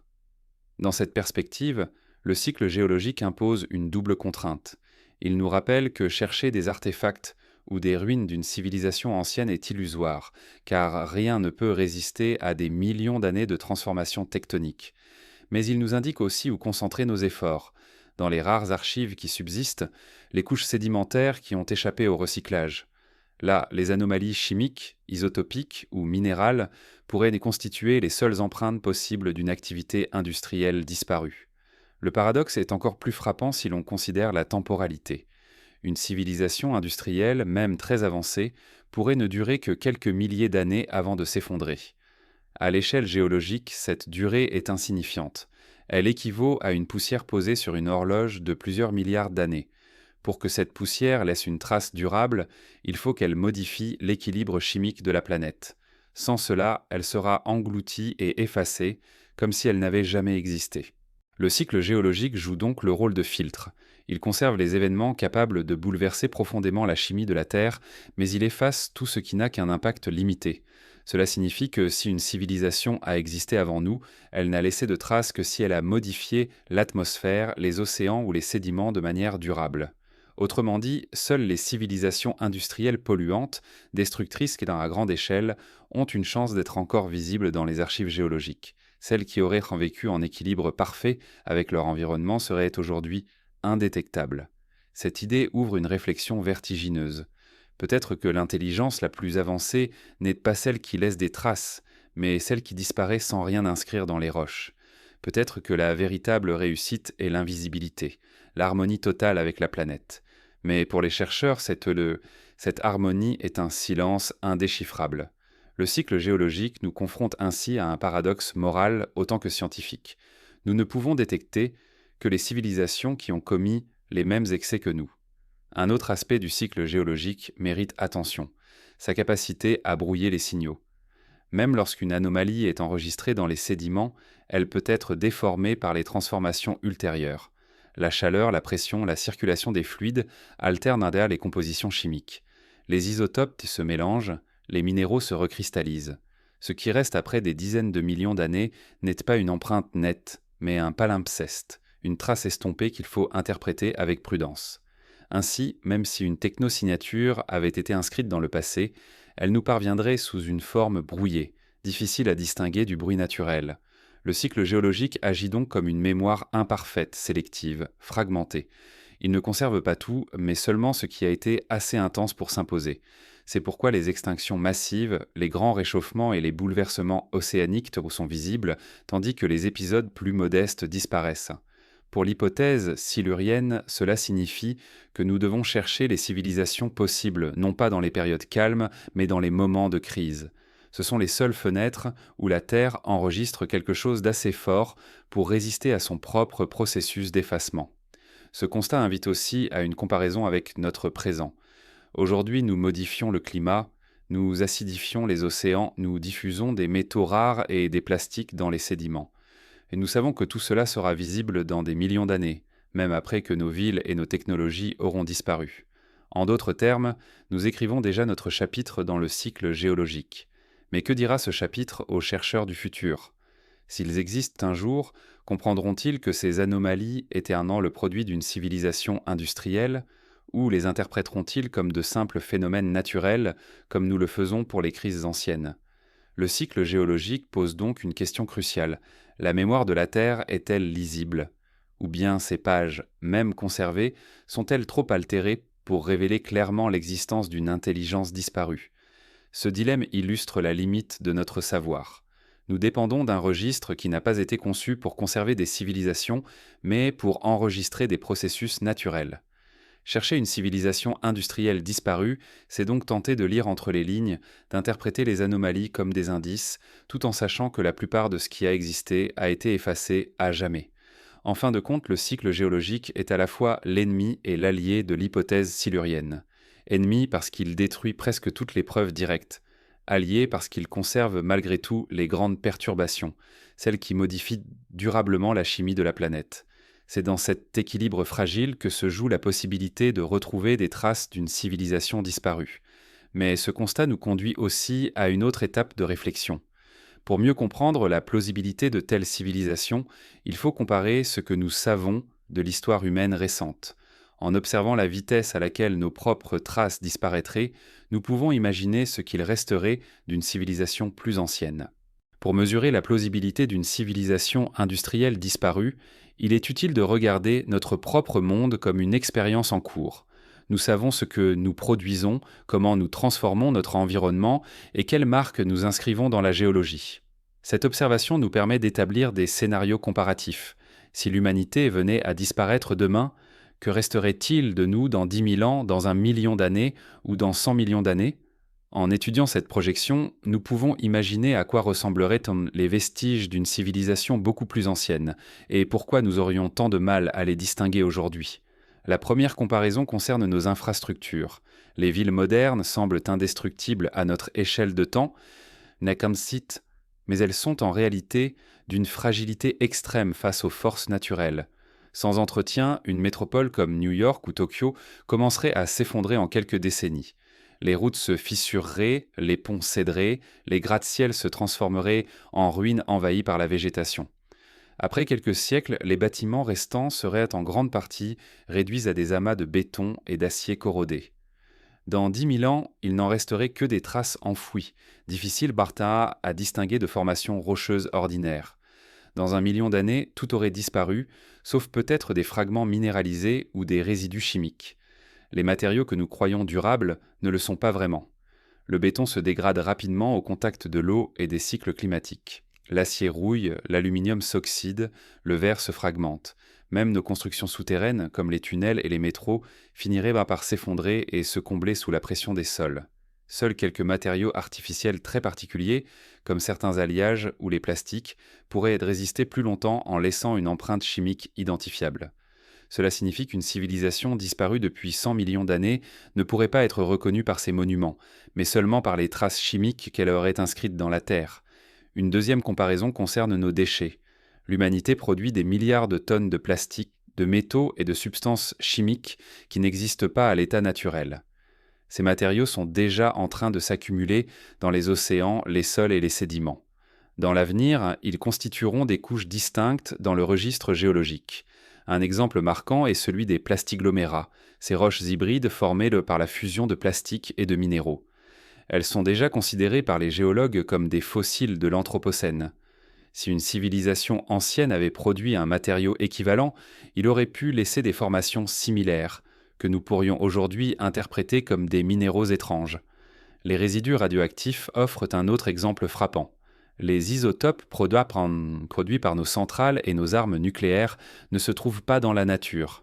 Certains d'entre eux ont des demi-vies de plusieurs centaines de milliers d'années. Cela signifie qu'ils pourraient être détectables dans les roches pendant des millions d'années. Si une civilisation passée avait développé une technologie nucléaire, elle aurait laissé des technosignatures comparables. Mais après des dizaines de millions d'années, ces isotopes se seraient en grande partie désintégrés. Les seuls indices restants seraient peut-être des anomalies minérales subtiles, difficiles à distinguer du bruit naturel. En poursuivant cette comparaison, il faut aussi considérer notre impact sur les écosystèmes. La Terre enregistre déjà une 6e extinction de masse, provoquée par la destruction des habitats, la surexploitation des ressources et le réchauffement climatique. Dans des millions d'années, cette crise sera visible dans les archives fossiles. On constatera une réduction brutale de la biodiversité, l'apparition de couches sédimentaires pauvres en oxygène et une transition rapide dans la composition isotopique du carbone. Ce signal restera inscrit bien après la disparition de nos monuments. Si nous découvrons aujourd'hui des signatures similaires dans des périodes anciennes, il est légitime de se demander si elles pourraient correspondre non seulement à des causes naturelles, mais aussi à l'empreinte d'une civilisation disparue. La comparaison peut aussi être élargie au-delà de la Terre. Lorsque nous analysons l'atmosphère de Vénus ou de Mars, nous cherchons des indices chimiques qui révèlent leur histoire climatique. Sur Vénus, l'effet de serre incontrôlée a transformé la planète en un enfer brûlant. Sur Mars, la perte d'atmosphère a provoqué une désertification glaciale. Ces destins planétaires montrent que de petits changements peuvent avoir des conséquences irréversibles. Ils rappellent aussi que si une civilisation avait existé sur ces mondes, elle aurait pu disparaître sans laisser de traces visibles, effacées par le temps et les forces géologiques. La logique est la même pour la Terre. La comparaison avec les autres planètes nous aide à comprendre pourquoi nos propres archives sont si fragmentaires. Un autre point de comparaison vient de l'archéologie humaine elle-même. Nos plus anciennes civilisations, comme celles de Mésopotamie ou d'Égypte, n'ont que quelques milliers d'années. Pourtant, beaucoup de leurs vestiges ont déjà disparu, engloutis par les sables, les eaux ou l'érosion. Les cités mayas, recouvertes par la jungle, ont longtemps été invisibles. Certaines cultures anciennes ne nous sont connues que par quelques poteries ou inscriptions. Si nous avons du mal à retrouver des civilisations récentes, que dire de celles qui auraient existé il y a des dizaines de millions d'années ? L'échelle de temps rend la tâche presque impossible. Ces comparaisons renforcent l'idée que l'absence de preuves visibles ne signifie pas nécessairement absence de civilisation. Elles montrent aussi que les traces les plus durables ne sont pas celles auxquelles nous pensons spontanément. Ce ne sont pas les temples ni les statues qui traversent le temps, mais les anomalies chimiques, les fossiles indirects, les changements dans la biodiversité. Ce sont ces signaux qu'il faut chercher dans les archives géologiques pour tester l'hypothèse silurienne. Mais les comparaisons ne servent pas seulement à réfléchir au passé, elles nous offrent aussi un miroir de notre avenir. En nous demandant ce qu'il resterait de nous, nous comprenons mieux les conséquences de nos propres actions. Nous voyons que notre héritage le plus durable ne sera pas culturel ou architectural, mais chimique et géologique. Cette prise de conscience relie notre présent au passé profond et nous rappelle que nous pourrions être, nous aussi, une civilisation destinée à disparaître, laissant derrière elle une trace ambiguë que d'autres auront du mal à interpréter. En définitive, les pistes comparatives nous enseignent deux leçons. D'abord, que les civilisations, même puissantes, sont extrêmement fragiles face au temps géologique. Ensuite, que leurs traces les plus persistantes ne sont pas spectaculaires, mais discrètes, disséminées dans la chimie des roches. Cela nous conduit vers une autre approche encore plus précise, l'étude des indices isotopiques, ces signatures subtiles qui constituent peut-être les véritables fossiles d'une activité industrielle ancienne. Dans la quête de preuves d'une civilisation industrielle disparue, les isotopes occupent une place centrale. Ils sont la mémoire intime de la matière, des témoins chimiques capables de révéler des changements invisibles à l'œil nu mais inscrits pour toujours dans la composition des roches, des glaces et des sédiments. Les isotopes ne racontent pas des histoires visibles comme les ruines ou les fossiles, mais ils portent la trace des processus qui ont façonné la Terre, qu'ils soient naturels ou artificiels. Pour l'hypothèse silurienne, ce sont eux qui offrent peut-être la meilleure chance de détecter l'empreinte d'une civilisation disparue. Un isotope est une variante d'un même élément chimique, qui diffère par le nombre de neutrons dans son noyau. Ainsi, le carbone existe sous plusieurs formes isotopiques, dont les plus connues sont le carbone 12 et le carbone 13. Dans la nature, la proportion entre ces isotopes reste relativement stable, sauf lorsqu'un processus particulier vient la modifier. Par exemple, la combustion des combustibles fossiles modifie cette proportion en libérant un excès de carbone léger. Résultat, le rapport entre le carbone 12 et le carbone 13 change de manière mesurable dans l'atmosphère et dans les sédiments. Ce signal isotopique, déjà visible aujourd'hui, deviendra une signature durable de notre époque. Ce qui est fascinant, c'est que de telles anomalies se retrouvent aussi dans le passé profond. Le maximum thermique du Paléocène-Éocène, il y a environ 56 millions d'années, est marqué par une chute soudaine du carbone 13, exactement comme ce que nous observons actuellement.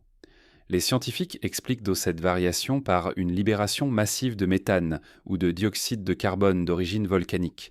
Mais l'hypothèse silurienne invite à une autre lecture. Et si cette anomalie reflétait une activité industrielle ancienne, comparable à la nôtre? Les isotopes de l'oxygène offrent un autre exemple. Ils varient en fonction de la température et de la composition de l'atmosphère.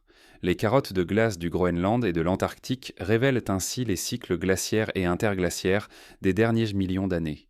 Mais dans les archives plus anciennes, certaines transitions rapides intriguent. Là encore, l'explication dominante repose sur des cycles naturels, mais rien n'interdit de s'interroger sur la possibilité qu'un facteur artificiel ait contribué à ces basculements. L'azote constitue également un marqueur précieux. Notre civilisation, en utilisant massivement des engrais azotés, modifie la proportion des isotopes de l'azote dans les sols, les eaux et les sédiments. Ce signal, déjà mesurable, sera inscrit durablement dans les archives de la Terre. Si une civilisation passée avait développé une agriculture intensive, elle aurait pu laisser une empreinte isotopique comparable. La difficulté, c'est de distinguer cette trace de sel laissée par des processus naturels, comme les changements dans les cycles océaniques ou les variations biologiques. Il existe aussi des isotopes directement liés à l'activité industrielle moderne. Les essais nucléaires du XXe siècle ont dispersé dans l'atmosphère des isotopes artificiels qui n'existaient pas auparavant. Certains, comme le carbone 14 produit en excès, ou le plutonium, resteront détectables pendant des centaines de milliers d'années. Une civilisation ancienne ayant développé la fission nucléaire aurait laissé derrière elle un signal isotopique unique, comparable à celui que nous inscrivons déjà dans la Terre. La question est de savoir si nous serions capables de le reconnaître après des dizaines ou des centaines de millions d'années de transformation géologique. Les isotopes ne se contentent pas d'enregistrer les changements atmosphériques. Ils révèlent aussi les perturbations dans les océans. Les épisodes d'anoxie océanique, lorsque les mers se sont appauvries en oxygène, laissent des signatures isotopiques distinctes dans les dépôts marins. Ces crises sont associées à des extinctions massives, et certaines présentent des caractéristiques qui rappellent l'impact d'une industrialisation, hausse du dioxyde de carbone, acidification, réduction brutale de la biodiversité. Une civilisation disparue pourrait avoir provoqué ou aggravé de tels épisodes, laissant derrière elle un signal isotopique ambigu que nous interprétons aujourd'hui comme un phénomène naturel. La force des isotopes réside dans leur longévité. Même si les roches se transforment, même si les couches sédimentaires sont comprimées ou altérées, les rapports isotopiques survivent souvent. Ils sont comme des cicatrices chimiques que le temps ne peut pas effacer totalement. C'est pourquoi les isotopes sont utilisés comme outils de datation et comme indicateurs des environnements anciens. Ils sont aussi, potentiellement, les technosignatures les plus fiables d'une activité industrielle disparue. Mais cette fiabilité a une contrepartie, l'ambiguïté. Les variations isotopiques peuvent avoir de multiples causes. Une chute du carbone 13 peut être due à un volcanisme massif, à une libération de méthane piégé, à une combustion industrielle ou à une combinaison de plusieurs facteurs. Les isotopes ne disent pas qui est responsable, ils ne font que révéler qu'un changement a eu lieu. Toute l'interprétation repose donc sur notre capacité à relier ces signaux à des causes plausibles, et c'est là que l'hypothèse silurienne joue son rôle. Elle nous rappelle que l'activité industrielle doit faire partie des scénarios envisagés, même si elle reste la moins probable. Un autre aspect fascinant est la possibilité que certaines anomalies isotopiques déjà connues soient en réalité des empreintes artificielles que nous n'avons pas reconnues. Les géologues disposent donc de nombreux cas où les données ne s'accordent pas parfaitement avec les modèles naturels. Ces anomalies inexpliquées sont souvent attribuées à des processus encore mal compris. Mais elles pourraient aussi être les vestiges d'une activité industrielle disparue. Rien ne permet de l'affirmer aujourd'hui, mais rien ne permet non plus de l'exclure totalement. Cette perspective nous conduit à une réflexion plus large sur la nature de la preuve. Dans le domaine de l'archéologie classique, une preuve est un artefact tangible, un outil, une inscription, une construction. Dans le domaine du temps profond, une preuve pourrait n'être qu'une variation chimique inscrite dans la roche. Cela change radicalement notre rapport à l'histoire. Une civilisation entière pourrait avoir existé et disparu, et son seul héritage serait une anomalie isotopique dans une strate de calcaire ou d'argile. Une cicatrice muette, incompréhensible, sans une grille de lecture élargie. Il faut enfin souligner que les isotopes ne sont pas seulement des marqueurs du passé, mais aussi des avertissements pour l'avenir. Notre propre activité modifie déjà les rapports isotopiques à un rythme inédit. Ces changements resteront inscrits dans les archives de la Terre bien après notre disparition.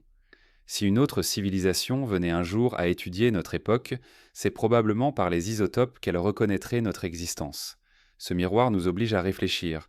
Si nous savons que nous laissons une telle empreinte, pourquoi exclure que d'autres aient pu en laisser une avant nous? En définitive, les isotopes télé sont à la fois les preuves les plus solides et les plus difficiles à interpréter. Ils sont les archives les plus fidèles du temps profond, mais aussi les plus ambiguës.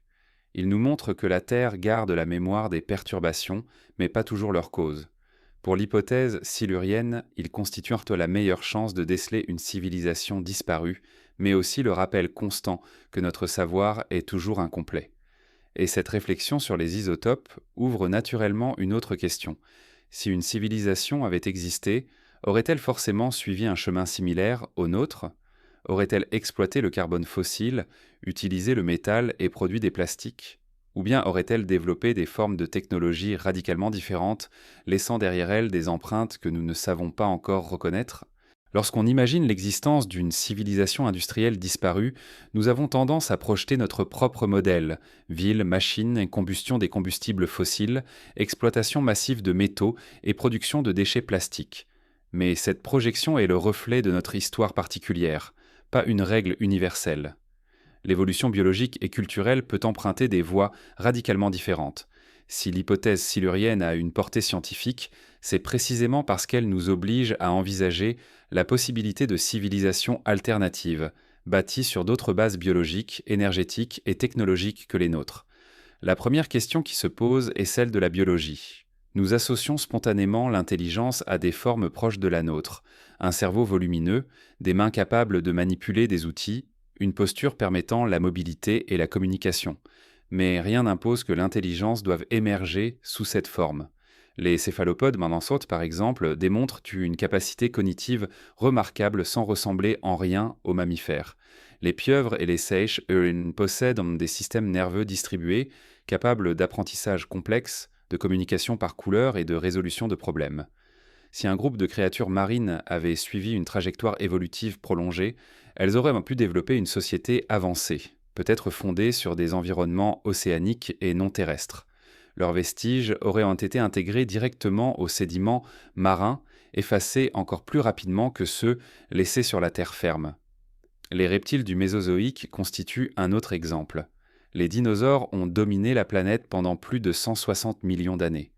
Parmi eux, certaines lignées, comme les troodontidés, présentaient déjà des signes d'intelligence relative, avec un rapport cerveau-corps plus élevé que la moyenne. Si une de ces lignées avait poursuivi son évolution, elle aurait pu donner naissance à une espèce dotée de capacités cognitives suffisantes pour développer une culture. Une telle civilisation reptilienne aurait pu exploiter des ressources énergétiques différentes, produire des structures ou des artefacts qui n'ont pas survécu, ou même se développer de manière invisible à nos yeux dans le registre fossile. Les civilisations alternatives ne se limitent pas à la question de la morphologie. Elles peuvent aussi concerner le type de technologie utilisée.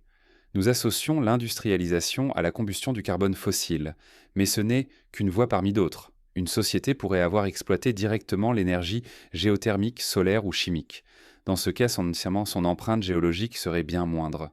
Peut-être qu'elle aurait conçu des matériaux biodégradables qui ne laissent aucune trace durable.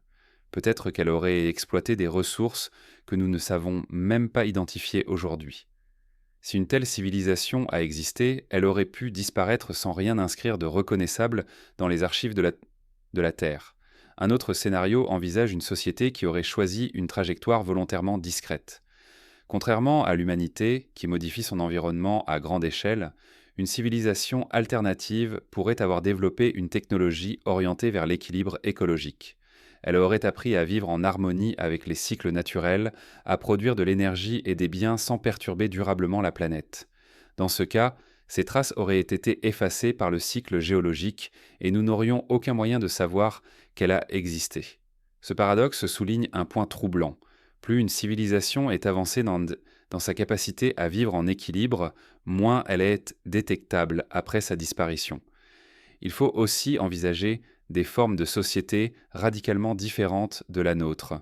L'humanité se structure autour de l'accumulation de surplus, de l'expansion territoriale et de la construction de grandes infrastructures. Mais rien ne dit qu'une autre espèce intelligente aurait suivi la même logique. Une société pourrait être fondée sur des colonies interconnectées, comme chez certains insectes sociaux, ou sur une intelligence distribuée, comme chez les coraux ou les mycéliums. Dans ce cas, elle n'aurait pas produit de monuments ni de machines, mais peut-être des structures biologiques éphémères. Ces formes d'organisation auraient pu être puissantes et stables, mais invisibles pour nous aujourd'hui. L'imagination de civilisations alternatives ne se limite pas au passé terrestre. Elle s'inscrit aussi dans le cadre plus large de l'astrobiologie. Lorsque nous cherchons de la vie ailleurs, nous savons qu'elle pourrait être très différente de la nôtre. Les technosignatures que nous espérons détecter ne sont pas forcément des émissions radio, mais toute anomalie mesurable dans l'atmosphère ou dans la chimie d'une planète. L'hypothèse silurienne applique cette même logique à notre planète. Peut-être que nous devons chercher des anomalies qui ne ressemblent pas aux nôtres, car une civilisation ancienne aurait pu emprunter une voie totalement différente. L'idée de civilisation alternative met aussi en lumière un biais cognitif. Notre tendance à considérer notre propre trajectoire comme inévitable. Nous voyons l'utilisation des métaux, la combustion des combustibles fossiles et la production de plastique comme des étapes naturelles du progrès. En réalité, ce sont des choix contingents liés à notre biologie, à nos ressources et à notre histoire culturelle. Une autre espèce aurait pu développer une technologie basée sur d'autres principes. Nous pourrions même ne pas reconnaître leurs artefacts comme artificiels, tant ils seraient éloignés de notre logique. Cette réflexion ouvre un horizon vertigineux.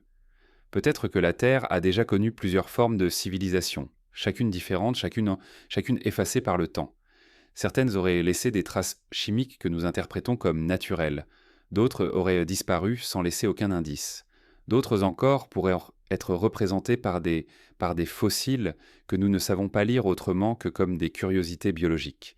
Dans ce scénario, nous ne serions pas la première intelligence, mais simplement la dernière en date, et notre héritage ne serait pas plus durable que celui des précédentes.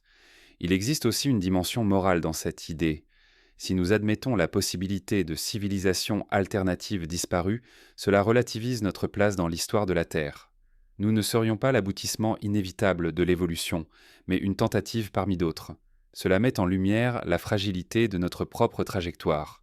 Une disparition rapide de l'humanité, suivie d'un effacement de nos traces, ferait de nous une énigme pour d'éventuelles civilisations futures, exactement comme celles que nous tentons d'imaginer aujourd'hui.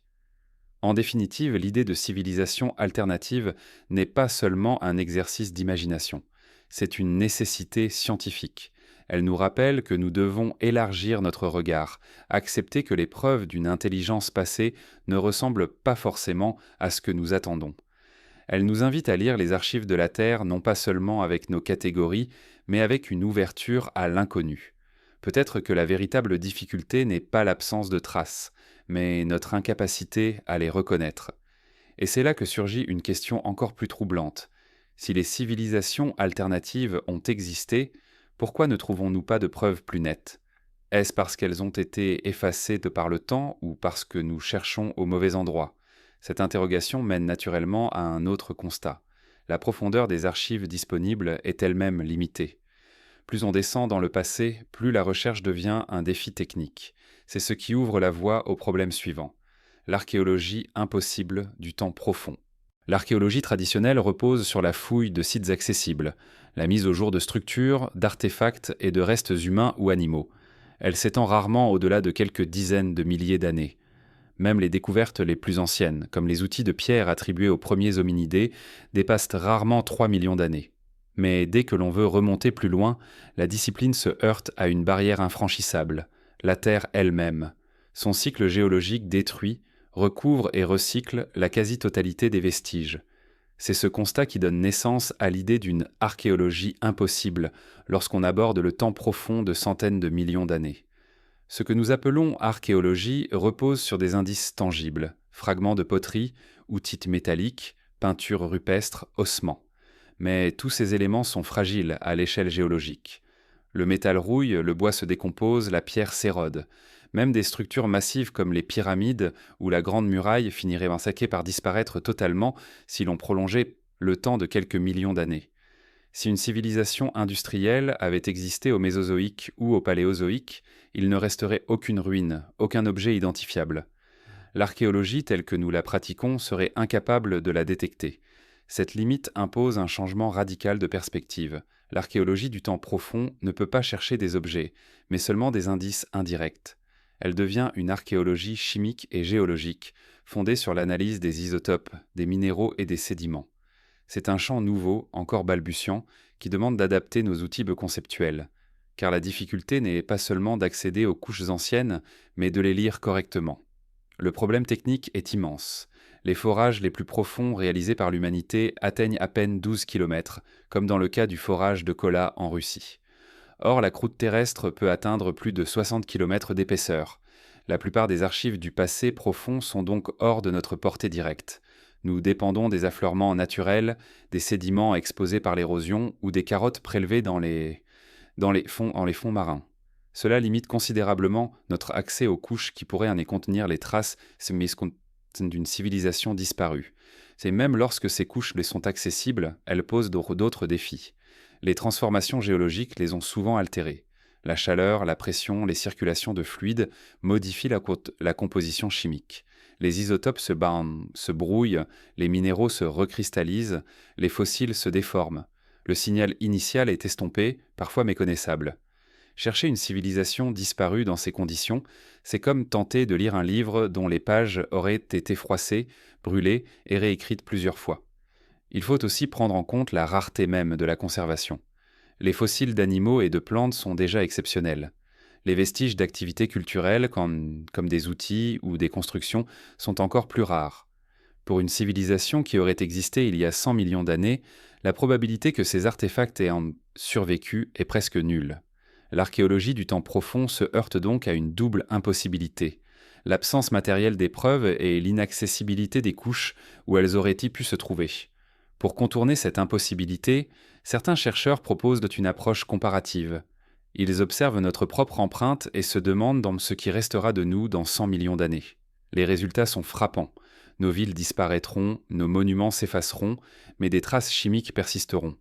Les plastiques fossilisés, les isotopes artificiels, les concentrations anormales de métaux rares constitueront les véritables artefacts de l'Anthropocène. Cela signifie que si une autre civilisation a existé, elle a pu laisser des empreintes analogues, invisibles à l'œil nu, mais inscrites dans la géologie. L'archéologie impossible devient alors une discipline spéculative, mais scientifiquement légitime. Elle ne cherche pas des ruines, mais des anomalies. Elle ne creuse pas seulement le sol, elle lit les signaux invisibles dans les sédiments. Elle s'appuie sur la même logique que l'astrobiologie, qui ne peut pas espérer trouver des artefacts sur les exoplanètes, mais seulement des signatures atmosphériques ou chimiques. Dans les deux cas, l'enjeu est d'apprendre à reconnaître une intelligence disparue à travers ses effets secondaires. Il faut aussi accepter que cette archéologie ne puisse jamais offrir de certitude absolue. Même si nous découvrions une anomalie isotopique inexpliquée, nous ne pourrions pas prouver sans équivoque qu'elle provient d'une civilisation. Le doute resterait toujours. Mais ce doute est constitutif de la recherche scientifique. L'absence de preuves matérielles n'invalide pas l'hypothèse, elle définit simplement les limites de notre savoir. L'archéologie impossible est donc une exploration des frontières du connaissable, un effort pour lire dans les ombres ce que la lumière du présent ne peut pas révéler. Ce caractère spéculatif n'enlève rien à sa valeur. Au contraire, il enrichit notre compréhension de la fragilité des civilisations. Il nous montre que, même si nous nous considérons comme puissants et durables, nous sommes voués à disparaître sans laisser de traces tangibles. Notre mémoire culturelle, nos monuments et nos archives numériques ne résisteront pas. Seules nos perturbations chimiques subsisteront, et encore de manière ambiguë. L'archéologie impossible est donc aussi un miroir de notre propre destinée. Et est-il possible qu'à l'avenir, les progrès technologiques permettent de pousser cette exploration plus loin? Des forages plus profonds, des analyses isotopiques plus précises, des techniques capables de détecter des signaux infimes pourraient en élargir notre accès au passé profond. Mais la limite fondamentale demeurera, la Terre recycle sans cesse sa surface. Nous n'aurons jamais une archive complète, seulement des fragments. L'archéologie impossible restera toujours une science de l'incertitude, obligée de travailler avec des données incomplètes. Pour l'hypothèse silurienne, cette impossibilité est à la fois un obstacle et une opportunité. Un obstacle parce qu'elle réduit les chances de trouver une preuve décisive. Une opportunité parce qu'elle rappelle que l'absence de preuve ne doit pas être interprétée trop vite comme une preuve d'absence.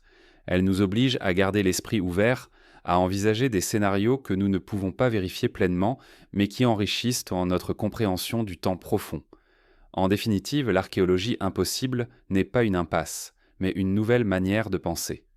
Elle nous invite à accepter l'incertitude, à lire la Terre comme un texte fragmentaire où chaque indice compte, même s'il est ambigu.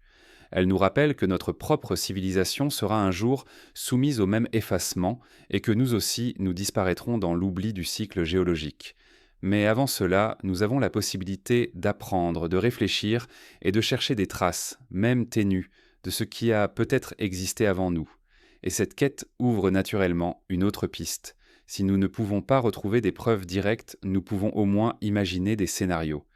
Quels seraient les restes d'une civilisation industrielle disparue? À quoi ressemblerait son empreinte dans 100 millions d'années? Ces scénarios hypothétiques deviennent alors un outil pour tester nos idées et affiner notre regard sur le passé profond.